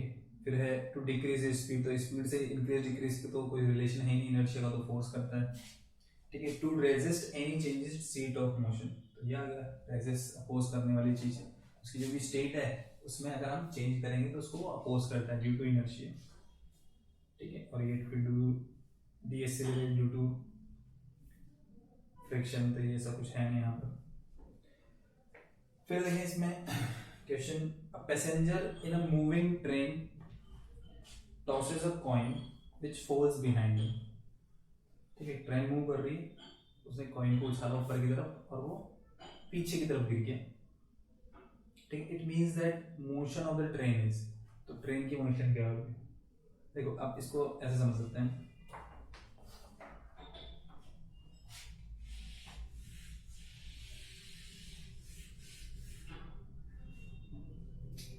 ये आई ट्रेन, ये अब इसके अंदर जो भी ऑब्जेक्ट होगा, तुम बैठे हो, तुम जो जितनी भी स्पीड ट्रेन की होगी, मान लो ट्रेन की स्पीड है 40 किलोमीटर पर आवर, तुम्हारी स्पीड, तुम्हारे बैग की स्पीड, जो भी चीज ट्रेन के अंदर, सबकी स्पीड ट्रेन की स्पीड की इक्वली होगी, ठीक है।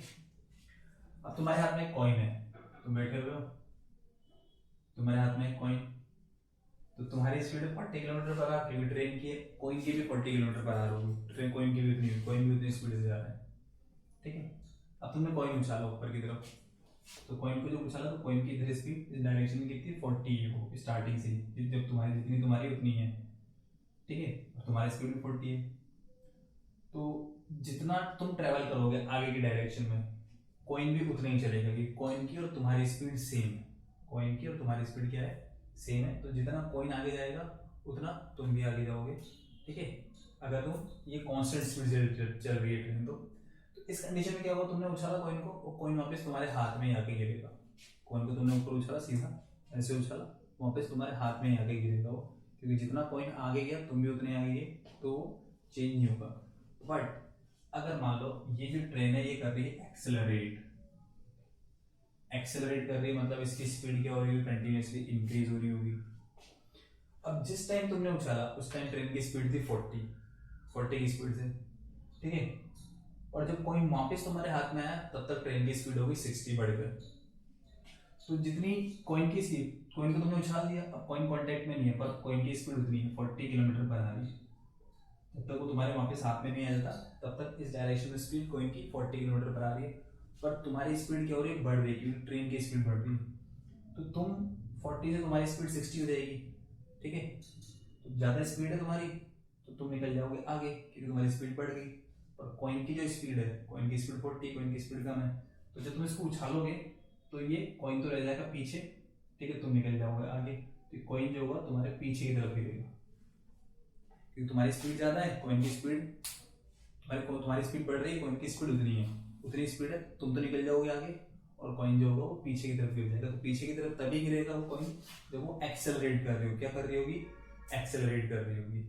पर अगर मान लो डी एक्सेलरेट कर रही है, मतलब इसका मान लो रिटार्डेशन होता है, स्पीड कम होगी, तो तुमने जब उछाला तुम्हारी स्पीड थी 40 ऊपर की तरफ, तो कॉइन की तो 40 रहेगी, पर तुम्हारी स्पीड जो है वो डिक्रीज होती जा रही है, 40 से डिक्रीज होकर 20 होगी, तो तुम धीरे हो गए, तुम धीरे होगे मतलब तुम हो गए पीछे, कोइन तो उतनी स्पीड जा रहा है, कोइन तो 40 की स्पीड जा रहा है, तो जो तुमने से उछाला कोइन को ऊपर की तरफ, फिर वो तुमसे आगे जाके गिरेगा इस तरफ, ठीक है, क्योंकि तुम्हारी स्पीड कम हो गई, तुम रह गए पीछे, कॉइन उतनी स्पीड जा रहा है तो कॉइन आगे की तरफ जाएगा, तो इससे क्या होगा, तुम्हारी स्पीड जब ये डीएक्सेलरेट करेगी, तो ध्यान से सुनना, तीन चीज इससे पता चलती है। अगर ट्रेन यूनिफॉर्म मोशन में चल रही है तो कॉइन को उछालोगे तो सीधा एक तुम्हारे हाथ में ही गिरेगा, ऊपर उछालोगे तो।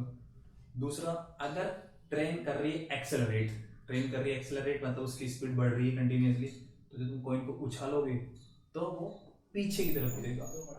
फिर कर रही है ट्रेन रिटार्डेशन, स्पीड उसकी हो रही है डिक्रीज, तो कॉइन की स्पीड, ट्रेन की स्पीड अगर डिक्रीज होगी तुम कॉइन को उछालोगे तो फिर तुमसे थोड़ा आगे की तरफ जाके गिरेगा वो। तो ये चीज ऐसे तुम ध्यान में रख सकते हो, एक्सेलरेट करेगी जब क्या होगा, डीएक्सेलरेट करेगी जब क्या होगा, और यूनिफॉर्म मोशन में रहेगी तब क्या होगा। तो ऑप्शन है इसके अंदर अलग अलग, एक्सेलरेटेड, यूनिफॉर्म, रिटार्डेड, अलम सर्कुलेटेड, तो वहां पर एक्सेलरेट कर रही है, पीछे की तरफ गिरेगा, ठीक। फिर इसमें देखते हैं question, an object of mass 2 kg मास है उसका, स्लाइडिंग कांस्टेंट स्पीड स्लाइड कर रहा है 4 metre per second, the force required to keep the object moving with the same velocity, F equals to mass into acceleration. अब जो उसकी velocity है वो है कांस्टेंट, वेलोसिटी कांस्टेंट है, मतलब एक्सेलरेशन क्या होगा, 0, और एक्सेलरेशन 0 होगा तो फोर्स भी क्या हो जाएगा। तो जब कोई ऑब्जेक्ट अगर यूनिफॉर्म स्पीड से मूव कर रहा है, ठीक है, तो उस पर कोई भी फोर्स अप्लाई नहीं होता, फोर्स उस पर 0 होता है, नेट फोर्स 0 होता है उसके ऊपर, अगर कांस्टेंट स्पीड से मूव कर रहा है तो, ठीक है, मतलब उसमें बैलेंस्ड, अगर फोर्स लग भी रहे हैं तो जो फोर्सेज होंगे बैलेंस्ड फोर्सेज होंगे, बैलेंस फोर्सेज होंगे मतलब फोर्सेज का इफेक्ट खत्म हो जाएगा, ठीक है, अगर कांस्टेंट स्पीड से मूव कर रहा है, यूनिफॉर्म वेलोसिटी से मूव कर रहा है तो, ठीक।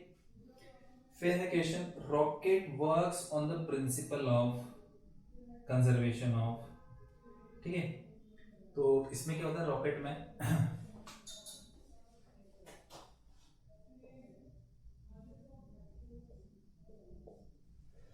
ये हुई बुलेट टाइप गन, जैसे कंजर्वेशन ऑफ बुलेट में हमने ऐसे लिया था, ये गन से चलती बुलेट, आगे की तरफ जाती है बुलेट, ये पीछे की तरफ आता है, initial momentum equals to final momentum, ऐसा यही है। और इसमें बुलेट की जगह क्या होता है, इसमें ये ऐसी फ्यूल यहाँ से बर्न होकर बाहर निकल रहा है, फ्यूल यहाँ से बर्न होकर बाहर निकलेगा तो रॉकेट कहाँ जाएगा, ऊपर की तरफ।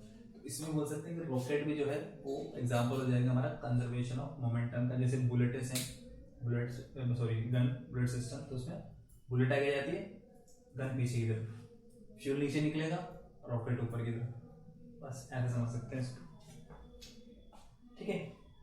फिर एक क्वेश्चन है, water tanker filled up to 2/3 of its height is moving with uniform speed,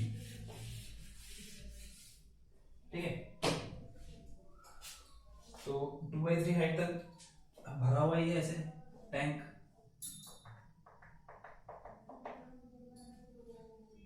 अब यूनिफॉर्म स्पीड से मूव करेगा, यूनिफॉर्म स्पीड से मूव करेगा, और sudden application of the brake, अब ब्रेक सडनली हमने ब्रेक अप्लाई कर दिया तो क्या होगा, तो ये ऐसे यूनिफॉर्म स्पीड से जा रहा है, एकदम से हमने रोक दिया, एकदम से रोकते हैं तो देखो क्या होता है, तुम ऐसा खुद भी कर सकते हो, बाल्टी को से धक्का दो, धक्का देके एकदम से रोक दो, एकदम से बाल्टी रुकेगी तो पानी ऊपर की तरफ चढ़ेगा जिधर तुम जा रहे हो, तो ये आगे की तरफ जा रहा था, बकेट तुमने रोक दी, पर ये जो लिक्विड बॉडी है ये अभी भी क्या है, मोशन में, लिक्विड बॉडी अभी भी मोशन में होगी, तो मोशन में होगी तो आगे की तरफ जाएगी, आगे की तरफ जाएगी तो ये ऐसे ऊपर चढ़ जाएगा, ये ऐसे ऐसे हो जाएगा, इसकी जगह ये ऐसे हो जाएगा, माने इसके क्या होगा, ऐसे हो जाएगा, आगे की तरफ चल जाएगा अगर सडनली तुमने रोक दिया तो। और अगर जैसे मान लो रुकी हुई है ये, एकदम से तुमने खींचा इसको, एकदम से इसको खींचोगे, एकदम से खींचोगे तो ये पानी जो होगा वो ऐसे हो जाएगा, क्योंकि ये रेस्ट में रहना चाहता है, तुम इसको बकेट को आगे ले जाना चाह रहे हो, पानी वहीं रहेगा तो पीछे की तरफ सिमटेगा, तो ऐसा। इसमें क्या क्या बोल रहे हैं, move backward, move forward, be unaffected, rise upward, तो सिंपल सडनली ब्रेक जब भी अप्लाई करेंगे तो आगे की तरफ लीन होता है, सडनली स्टार्ट करेंगे तो पीछे की तरफ लीन होगा, मूव बैकवर्ड, मूव फॉरवर्ड, यहाँ पे सडनली ब्रेक अप्लाई कर रहे हैं तो मूव फॉरवर्ड, आगे की तरफ जाएगा, ठीक है, ऐसा समझ सकते हैं। फिर क्या क्या इसमें देखो क्वेश्चन है, और भी देखे तो, there are 3 solids made of aluminium, steel और वुड, 3 सॉलिड है, एक एल्यूमिनियम का बना हुआ है, एक वुड का बना हुआ है, एक स्टील का बना हुआ है, सेम शेप है, सेम वॉल्यूम, सब कुछ सेम है, तो किसका इनर्शिया ज़्यादा होगा? तो जिसका मास सबसे ज़्यादा होगा उसका इनर्शिया सबसे ज़्यादा होगा। और मास में हम बता सकते हैं कि लकड़ी थोड़ी हल्की होती है, ठीक है, फिर उसके बाद एल्यूमिनियम और सबसे भारी फिर स्टील या आयरन, ठीक है, उसकी डेंसिटी ज़्यादा होती है। इसको तुम ऐसे देख सकते हो, घर पे जैसे कोई दो बर्तन हो तुम्हारे पास सेम साइज सेम, फिर एक एल्यूमिनियम का है और एक आयरन का या स्टील का है, तो जो आयरन वाला जो होगा वो हैवी होगा थोड़ा और स्टील वाला लाइट होगा, कि इसकी सॉरी एल्यूमिनियम वाला लाइट होगा, उसकी डेंसिटी कम होती है एल्यूमिनियम की, स्टील या आयरन की ज़्यादा होती है, ठीक है। तो इस तरह से हम मास से रिलेट करके बता सकते हैं।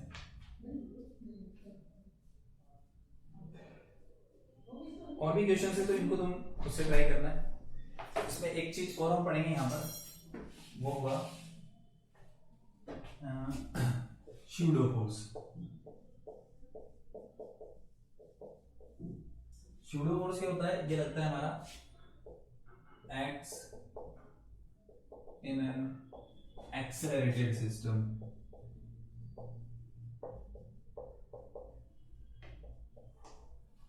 मतलब कोई सिस्टम अगर एक्सेलरेट कर रहा है, ठीक है, उसकी स्पीड बढ़ रही है, कम हो रही है, तो ये फोर्स लगता है, स्यूडो फोर्स लगता है, ठीक है। इसको वही हम ऐसे समझ सकते हैं, जैसे मान लो ये बस सडनली स्टार्ट हो गई, तुम खड़े हुए उसके ऊपर, बस हो गई सडनली स्टार्ट, तो बस सडनली स्टार्ट हो गई तो तुम जो होते हो पीछे की तरफ जाते हो, बैकवर्ड लीन होते हो, तो कोई फोर्स लगा रहा है तुम्हारे ऊपर, कोई धक्का देता है आगे से? नहीं देता, फिर भी तुम पीछे की तरफ लीन होते हो, तो वो जो फोर्स अप्लाई तो हो रहा है, मतलब उसका इफेक्ट तो दिख रहा है, पर वो लगता हुआ नहीं दिख रहा, मतलब ऐसे कोई अप्लाई करता हुआ नहीं दिख रहा, पर उसका इफेक्ट जरूर दिख रहा है, हम बैकवर्ड की तरफ, पीछे की तरफ जा रहे हैं, तो वो जो फोर्स होता है जो दिखाई नहीं देता हमें फिर भी अप्लाई होता है, उसको बोलते हैं स्यूडो फोर्स। नाम ही से पता चल रहा है स्यूडो, ठीक है, मतलब जो अपीयर हो रहा है एक्चुअल में नहीं दिखा हमें, स्यूडो फोर्स हो जाएगा। इसको तुम एक तो यहाँ पर देख सकते हो, और वही चल रहा है, सडनली ब्रेक लगाने, सडनली ब्रेक लगाएंगे, सडनली ब्रेक लगाएंगे तो हम आगे की तरफ जाते हैं, तो आगे की तरफ जाते हैं, कोई पीछे से धक्का देता है क्या? नहीं देता, फिर भी आगे जाते हैं, क्यों? यहाँ पर भी जो फोर्स लग रहा है स्यूडो फोर्स लग रहा है। अब स्यूडो फोर्स की जो डायरेक्शन होती है उसको ऐसे लिखते हैं, स्यूडो फोर्स जो होता है minus M A, here A acceleration of system,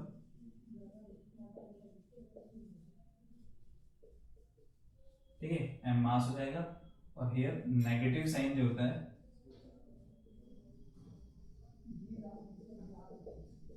denotes direction of force,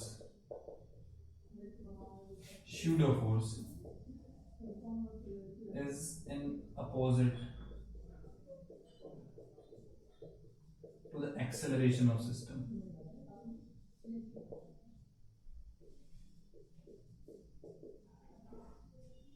system के एक्सेलरेशन के अपोजिट, तो जैसे मान लो एकदम से जब चलती है, एकदम से चला तो ये आगे की तरफ एक्सेलरेशन होता है, एक्सेलरेशन होता है तो स्यूडो फोर्स लगेगा, वो पीछे की तरफ लगेगा, तो हम बैकवर्ड डायरेक्शन में लेंगे। सडनली जो ब्रेक लगाते हैं, तो ब्रेक लगाते हैं तो ये इस तरफ तो रिटार्डेशन होगा, रिटार्डेशन के जस्ट अपोजिट एक्सेलरेशन होता है, एक्सेलरेशन रहेगा, एक्सेलरेशन इधर होगा तो स्यूडो फोर्स लगेगा किस तरफ? उस डायरेक्शन में, आगे की तरफ स्यूडो फोर्स लगेगा, तो इस पे स्यूडो फोर्स लगेगा आगे की डायरेक्शन में, ठीक है। तो यहाँ पर रिटार्डेशन हो रहा है उस तरफ, जब हम ब्रेक अप्लाई कर रहे हैं एक्सेलरेशन इधर होगा, एक्सेलरेशन जो है रिटार्डेशन का जस्ट अपोजिट होता है ना, एक्सेलरेशन इधर तो स्यूडो फोर्स आगे की तरफ लगेगा, तो हम आगे की तरफ लीन हो जाएंगे, तो हमेशा एक्सेलरेशन के अपोजिट डायरेक्शन में स्यूडो फोर्स लगता है। इसको हम जैसे और भी समझना चाहें, और ज्यादा समझना चाहें तो हम एग्जांपल ले सकते हैं,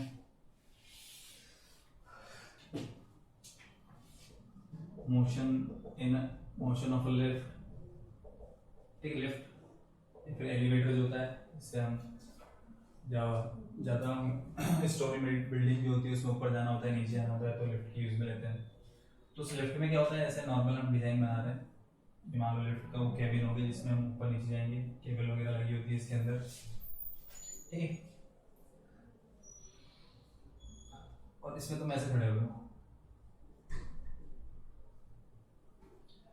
तो लिफ्ट जब सडनली स्टार्ट होती है ऊपर जाना, लिफ्ट जब सडनली ऊपर जाना स्टार्ट हो रही है, इससे लिफ्ट जब सडनली नीचे की तरफ जाती है तो थोड़ा हमें अजीब सा लगता है, तो ऊपर की तरफ जा रही होती है जब ऐसा लगता है कि हम थोड़ा वेट बढ़ गया हमारा, जब सडनली नीचे की तरफ जाने लगती है तो हमें लगता है कि हमारा वेट थोड़ा डिक्रीज हो गया। ऐसा हमें थोड़े से टाइम के लिए, एक सेकंड या एक सेकंड से बहुत कम टाइम के लिए हमें ऐसा लगता है। उसका रीजन क्या है?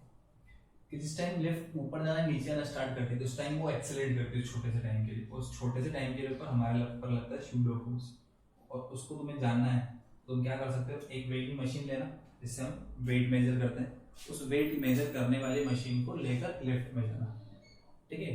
उस मशीन को रख दिया तुमने नीचे और उसके ऊपर हो गए तुम खड़े, खड़े हो गए, वेट देखे तुमने, ये तुम्हारा वेट आ रहा है 55 kg 60 kg जितना भी वेट होगा तुम्हारा 40 kg।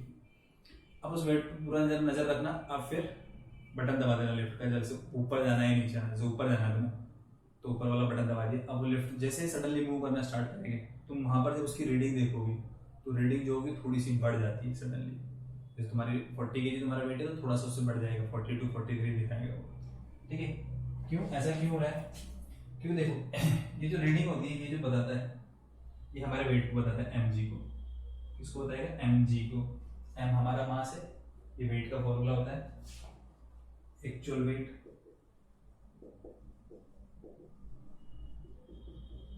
mg के इक्वल, ठीक है।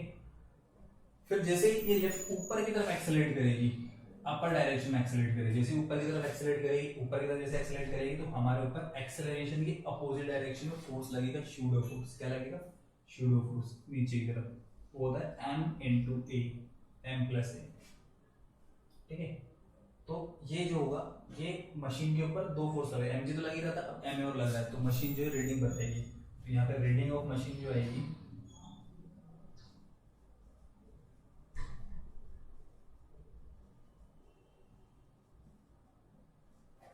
वो उसको हम लिख देंगे w डैश, वेट को नॉर्मली w से डिनोट करते हैं, तो जो अब जो रीडिंग आएगी थोड़ी अलग आएगी, उसको w डैश लिख रहे हैं, वो भी mg प्लस m है, वो जो भी वो बढ़ जाएगी पहले से थोड़ा सा, mg को कॉमन लेना चाहो तो ले लो 1 प्लस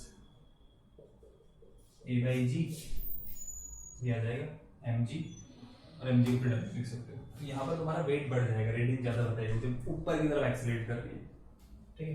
ये हो जाएगा फर्स्ट केस। अब मान लो अगर वो नीचे की तरफ एक्सेलरेट कर रही है, दूसरा केस, तो नीचे की तरफ जब एक्सेलरेट करेगी तो नीचे की जब एक्सेलरेट करेगी तो जो सूडो फोर्स लगेगा हमारे ऊपर वो अपोजिट डायरेक्शन में लगेगा, नीचे जा रहा है तो सूडो फोर्स लगेगा ऊपर की तरफ,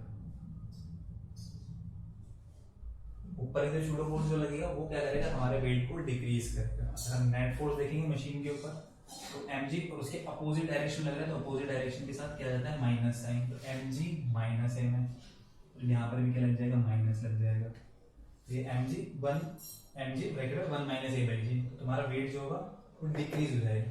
तो जैसे तुम लिफ्ट में वही मशीन के ऊपर खड़े हो गए, अब ऊपर तो पहुंच गए तुम, अब तुम्हें वापस नीचे आना है, तो नीचे आना है तो वही मशीन के ऊपर खड़े हो गए, वेट देख लिया तुमने, और जैसे ही बटन को दबाओगे नीचे जाने वाला, तो जैसे ही सडनली उस टाइम लिफ्ट जब स्टार्ट होती है उस टाइम तुम्हारी रीडिंग जो होगी वो थोड़ी सी चेंज हो जाएगी, 40 तो 40 से डिक्रीज होकर 38 37 ऐसे दिखाएंगी, ठीक है। उसके बाद फिर वो नॉर्मल हो जाती है, नॉर्मल इसलिए हो जाती है क्योंकि लिफ्ट जो होती है थोड़े से टाइम के लिए एक्सेलरेट करती है, फिर एक्सेलरेट करके फिर वो कांस्टेंट स्पीड से मूव करती है, ठीक है। एक्सेलरेट जो करेगी वो 1 सेकंड के लिए करती है, फिर वो कांस्टेंट स्पीड से जाती है, तो जब तक वो एक्सेलरेट करेगी जब तक रीडिंग चेंज दिखेगी, फिर जब कांस्टेंट स्पीड से जाएगी मतलब एक्सेलरेशन क्या हो जाएगा 0, क्योंकि स्पीड कांस्टेंट वेलोसिटी कांस्टेंट, तो कोई शूडो फोर्स नहीं लगता, कोई शूडो फोर्स नहीं लगता, तो वेट नॉर्मली बताएगा, इतना ही बताएगा अगर कांस्टेंट स्पीड से आ रही है।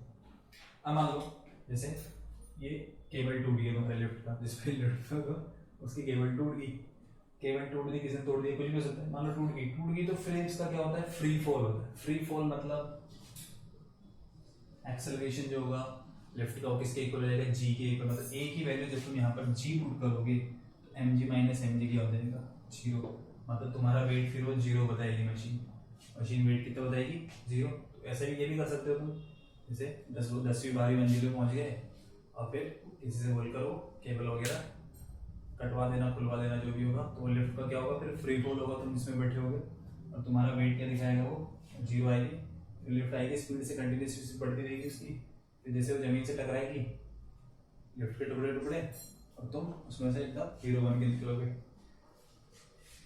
ठीक है। तो वैसे ऐसा पॉसिबल नहीं हो, लिफ्ट जो होती है केबल वो बहुत ज़्यादा एक तो स्टील की बनी होती है, वो बहुत ज़्यादा स्ट्रेंथ होती है तो वो टूट ही नहीं सकती वाली, ठीक है। उसको तोड़ने के लिए तुम्हें कोई ब्लास्ट वगैरह कुछ करना पड़ेगा वहां पर, उस वायर को तब जाके टूटेगी, ऐसे नहीं होती। ठीक, तो ये लिफ्ट के अंदर मोशन में ऐसा शूडो फोर्स अप्लाई होता है। ठीक है, तो इसको तुम ध्यान में रख सकते हो। इसके बाद फिर बात करते हैं हम इसमें फ्रिक्शन की। ठीक है, ज्यादा डिटेल में नहीं पढ़ेंगे इसमें, बिल्कुल सिंपल सा बताएंगे। फ्रिक्शन क्या होता है? फ्रिक्शन फोर्स ही होता है। ठीक है, it opposes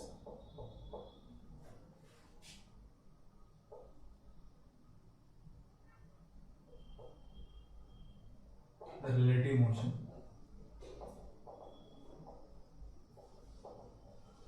between two surfaces. मतलब एक सरफेस के ऊपर दूसरी सरफेस मूव करे। एक सरफेस मतलब एक फ्लोर हो गया, ठीक है, दूसरी सरफेस मतलब कोई भी बॉक्स वगैरह कुछ भी रख दिया तुमने, उसकी सरफेस एक ये एक ये। रिलेटिव मोशन मतलब इसके ऊपर ये स्लाइड कर रही है, करना चाह रही है, कर रही है, करना चाह रही है, तो दोनों केस में क्या करता है? फ्रिक्शन उसको अपोज करता है। और जैसे तुम इस पर इस डायरेक्शन से फोर्स लगा रहे हो, इधर इसको आगे ले जाना चाह रहे हो इस तरफ, तो फ्रिक्शन जो हो पीछे इधर लगेगा। ठीक है, अब फ्रिक्शन दो तरह से होता है। दो तरह से कैसे होता है? एक तो जब ये ऑब्जेक्ट, ठीक है, मूव कर रहा है तब अलग फ्रिक्शन होता है। एक ये मूव नहीं कर रहा तब भी फ्रिक्शन लगता है। मूव नहीं कर रहा तब भी फ्रिक्शन लगता है। कैसे लगेगा? जैसे मान लो कोई बहुत बड़ी हैवी टेबल वगैरह कुछ भी है, ठीक है, ये फिर मान लो कार है, कार है, ठीक है, रखी हुई है, अब तुम लगा रहे हो उसको, धक्का दे रहे हो उसको घिसकाने के लिए, पर वो हिल ही नहीं रही। ठीक है, तो क्या कर रहे हो? तुम लगा रहे हो धक्का, तुम लगा रहे हो 50 न्यूटन का फोर्स लगा रहे हो कार के ऊपर, कार के ऊपर 50 न्यूटन फोर्स लगा रहे हो, पर कार जो है वो हिल ही नहीं रही, तुम्हारी हिल नहीं रही, मूव नहीं कर रही। अब मूव तभी नहीं करती जब उस पर नेट फोर्स जीरो होता है। नेट फोर्स मतलब फोर्स क्या हो जाए? बैलेंस हो जाए। क्या हो जाए? फोर्स बैलेंस हो जाए। तो वहां पर कौन बैलेंस कर रहा है? उसको फ्रिक्शन बैलेंस कर रहा है। मूव नहीं कर रही तो जितना फोर्स तुम लगा रहे हो, मान लो तुम 100 न्यूटन का फोर्स लगा रहे हो, फिर भी नहीं हिल रही कार, तो मतलब फ्रिक्शन भी कितना है? 100 न्यूटन। तो जब ये स्टैटिक कंडीशन में था, जब रुका हुआ रहता है, उस टाइम जो फ्रिक्शन लगता है उसको बोलते हैं स्टैटिक फ्रिक्शन। फ्रिक्शन के टाइप होते हैं, क्या होता है? एक होता है स्टैटिक, ये कब अप्लाई होता है? जब वो रेस्ट में, ऑब्जेक्ट मूव नहीं कर रहा है, तो उस टाइम फ्रिक्शन की वैल्यू F के इक्वल होती है, फ्रिक्शन की वैल्यू फोर्स के इक्वल होगी। दूसरा होता है काइनेटिक फ्रिक्शन। काइनेटिक फ्रिक्शन ये होता है जब ऑब्जेक्ट मूव कर रहा हो, when object is in motion, सभी काइनेटिक फ्रिक्शन लगता है। उसकी वैल्यू भी आती है, उसको हम बताएंगे कैसे होती है। वो डिपेंड करती है इसके मास के ऊपर और कैसे रखा हुआ है। तो नॉर्मली जो फ्रिक्शन का जो हमारा फॉर्मूला होता है, ये काइनेटिक फ्रिक्शन लिख लेते हैं, ये नॉर्मली फ्रिक्शन लिख लेते हैं। तो उसका जो फॉर्मूला होता है वो होता है F equals to mu into N. ठीक है, एन म्यू होता है यहाँ पर कोएफिशिएंट ऑफ फ्रिक्शन। ठीक है, कोएफिशिएंट ऑफ फ्रिक्शन ये डिपेंड करता है सरफेस कैसी है, मतलब जिसके ऊपर हम स्लाइड कर रहे हैं, ये अवेगी होगा, इसके ऊपर इसके स्लाइड कर रहे हैं, तो कोएफिशिएंट ऑफ फ्रिक्शन डिपेंड करता है सरफेसेस की नेचर पर। अगर स्मूथ सरफेसेस है, एकदम प्लेन है, चिकनी घिसी हुई बड़ी, तो ये म्यू की वैल्यू बहुत कम होगी। म्यू बहुत कम होगा तो फ्रिक्शन भी बहुत कम होगा, फ्रिक्शन बहुत कम लगेगा। ठीक है, तो उसको ऐसे समझ सकते हो जैसे फ्लोर है, उसके ऊपर तुमने डिटर्जेंट वगैरह कुछ डाल दिया और फिर तुम उसके ऊपर कर रहे हो रनिंग, रनिंग कर रहे हो तो रनिंग कर ही नहीं पाओगे, भाग नहीं पाओगे, गिर जाओगे तुम। क्यों? क्योंकि फ्रिक्शन वहां पर अवेलेबल ही नहीं है, बहुत कम फ्रिक्शन है। हम बिना फ्रिक्शन के हम चल नहीं सकते, भाग नहीं सकते, तो वहाँ फ्रिक्शन नहीं मिलेगा, हम गिर जाएंगे। ठीक है, या फिर वही उस जगह तुम हैवी टेबल रख ली तुमने, उस हैवी टेबल को पुश कर रहे हो, तो फिर तुम आसानी से उसको पुश कर सकते हो। क्यों? क्योंकि फ्रिक्शन बहुत कम हो जाएगा उस जगह पर। तो स्मूथ सरफेस होती है वहाँ फ्रिक्शन कम होता है, और एक रफ सरफेस है, ऊबड़ खाबड़ जगह है, ठीक है, तो उस जगह क्या होगा? इसका कोएफिशिएंट ऑफ फ्रिक्शन बहुत ज्यादा होता है। कोएफिशिएंट ऑफ फ्रिक्शन ज्यादा होगा तो फ्रिक्शन भी ज्यादा होगा। जैसे रेत वगैरह ऐसा कुछ है, ठीक है, गीली मिट्टी इस टाइप का, उस पर क्या कर दिया तुमने? मिट्टी के ऊपर, पत्थर के ऊपर, उसके ऊपर टेबल रख दी, अब उसको घिसकाने की कोशिश कर रहे हो चट्टान के ऊपर, तो वहाँ पर कोएफिशिएंट ऑफ फ्रिक्शन ज़्यादा होगा, तो तुम आसानी से उस टेबल को मूव नहीं कर पाओगे। और एन जो होता है यहाँ पर ये होता है नॉर्मल रिएक्शन। नॉर्मल रिएक्शन का मतलब होता है जैसे ये इसके ऊपर रखा हुआ है, तो रिएक्शन मतलब कोई एक्शन रिएक्शन वाली चीज हो जाएगी। एक्शन कौन करता है? ये जो ऑब्जेक्ट रखा हुआ है इस पर फोर्स लगाता है एक्शन, इस पर वेट के इक्वल फोर्स लगाएगा। इसने लगाया इसके ऊपर एक्शन, तो ये जो सरफेस है नीचे वाली सरफेस ये इस पे लगाएगी नॉर्मल रिएक्शन ऊपर की तरफ। और ये ऐसे मूव करता नहीं, मतलब ये बैलेंस होते हैं, बैलेंस होते हैं मतलब एम की वैल्यू एम जी के इक्वल। यहां से हम बोल सकते हैं फ्रिक्शन को हम ऐसा लिख सकते हैं म्यू एम जी। इस वाली कंडीशन में पर्टिकुलरली, अगर अलग कंडीशन में रखा हुआ तो फिर अलग होगा, अगर ऐसा रखा हुआ तो ये होता है फ्रिक्शन। और फ्रिक्शन की वजह से क्या होता है? रिटार्डेशन होता है। जैसे मान लो कोई बॉल, तो बॉल को ऐसा रोल करके तुम ऐसे रोल करते हुए छोड़ दो ग्राउंड पर, तो कुछ डिस्टेंस पे जाके वो रुक जाती है। बॉल जो होती है कुछ डिस्टेंस पे क्या होती है, आगे जाके रुक जाती है। किसकी वजह से रुकती है? फ्रिक्शन की वजह से ऑब्वियसली, क्योंकि उस पर क्या लग रहा है? फ्रिक्शन। जब तुम ऐसे बॉल को रोल करते हुए छोड़ रहे हो, ये बॉल कर रही है, रोल कर रही है, आगे जा रही है, आगे जा रही है, तो उसके ऊपर फ्रिक्शन लगेगा पीछे की तरफ। और ये फ्रिक्शन क्या करेगा? Produces retardation.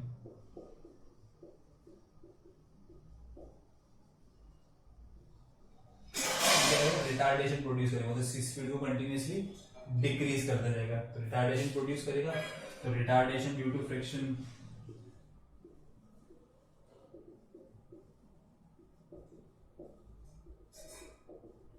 तो एक्सेलरेशन या फिर रिटार्डेशन, तो फोर्स मास इनटू एक्सेलरेशन होता है, एक्सेलरेशन लिख सकते हैं फोर्स अपॉन मास। तो यहाँ पर भी रिटार्डेशन को फोर्स अपॉन मास, फोर्स की वैल्यू हो mu M G upon M, यहाँ पर ये हो जाएगा म्यू जी के इक्वल। तो इस तरह वाली कंडीशन है, तो उसमें रिटार्डेशन म्यू इंटू जी होगा। म्यू की वैल्यू नॉर्मली 1 से कम होती है, तो मान लो म्यू का वैल्यू 0.4 है तुम्हारा, जी का वैल्यू तुमने पुट कर दिया 10, तो रिटार्डेशन हो जाएगा 4 मीटर पर सेकंड स्क्वायर। इतना उसका रिटार्डेशन हो जाएगा बॉल का। तो ऐसा हम रिटार्डेशन निकाल सकते हैं। तो ये मेनली फ्रिक्शन के अंदर है, ये वाला फॉर्मूला तुम ध्यान रख सकते हो, ये चाहो तो इसको ध्यान रख सकते हो। फ्रिक्शन क्या करता है? रिलेटिव मोशन को अपोज करता है। एक सरफेस पे कोई दूसरी सरफेस चल रही है, फिसल रही है, तो उसको क्या करेगा? वो अपोज करता है। ठीक है, तो इस वाले पार्ट में force and laws of motion में इतना ही। अब तुम्हें क्या करना है? बस क्वेश्चंस की प्रैक्टिस करनी है, ज्यादा से ज्यादा क्वेश्चंस करने से रिलेटेड, और जो भी तुमसे नहीं बनते हैं तो उसको डाउट्स पूछना है। ठीक है, और जितने ज्यादा डाउट्स पूछोगे, जितने ज्यादा क्वेश्चंस करोगे, उतना अच्छा चैप्टर तुम्हारा क्लियर होता जाएगा ये वाला, और अच्छे अच्छे लेवल के क्वेश्चंस करने हैं। ठीक है, अब इसमें एग्जाम्पल में और भी क्वेश्चंस बचे हुए हैं, उन क्वेश्चंस को करना, जो नहीं बनते उसको पूछना। एनसीईआरटी के क्वेश्चंस कंप्लीट कर लेना, और इसके जो तुम्हारे पास एमपीएससी की बुक वगैरह मटेरियल वगैरह होगा, तो वहाँ से भी इसके सारे क्वेश्चंस तुम कर सकते हो, डाउट्स को पूछ सकते हो। ठीक है, तो आज के लेक्चर में इतना ही। Okay, thank you.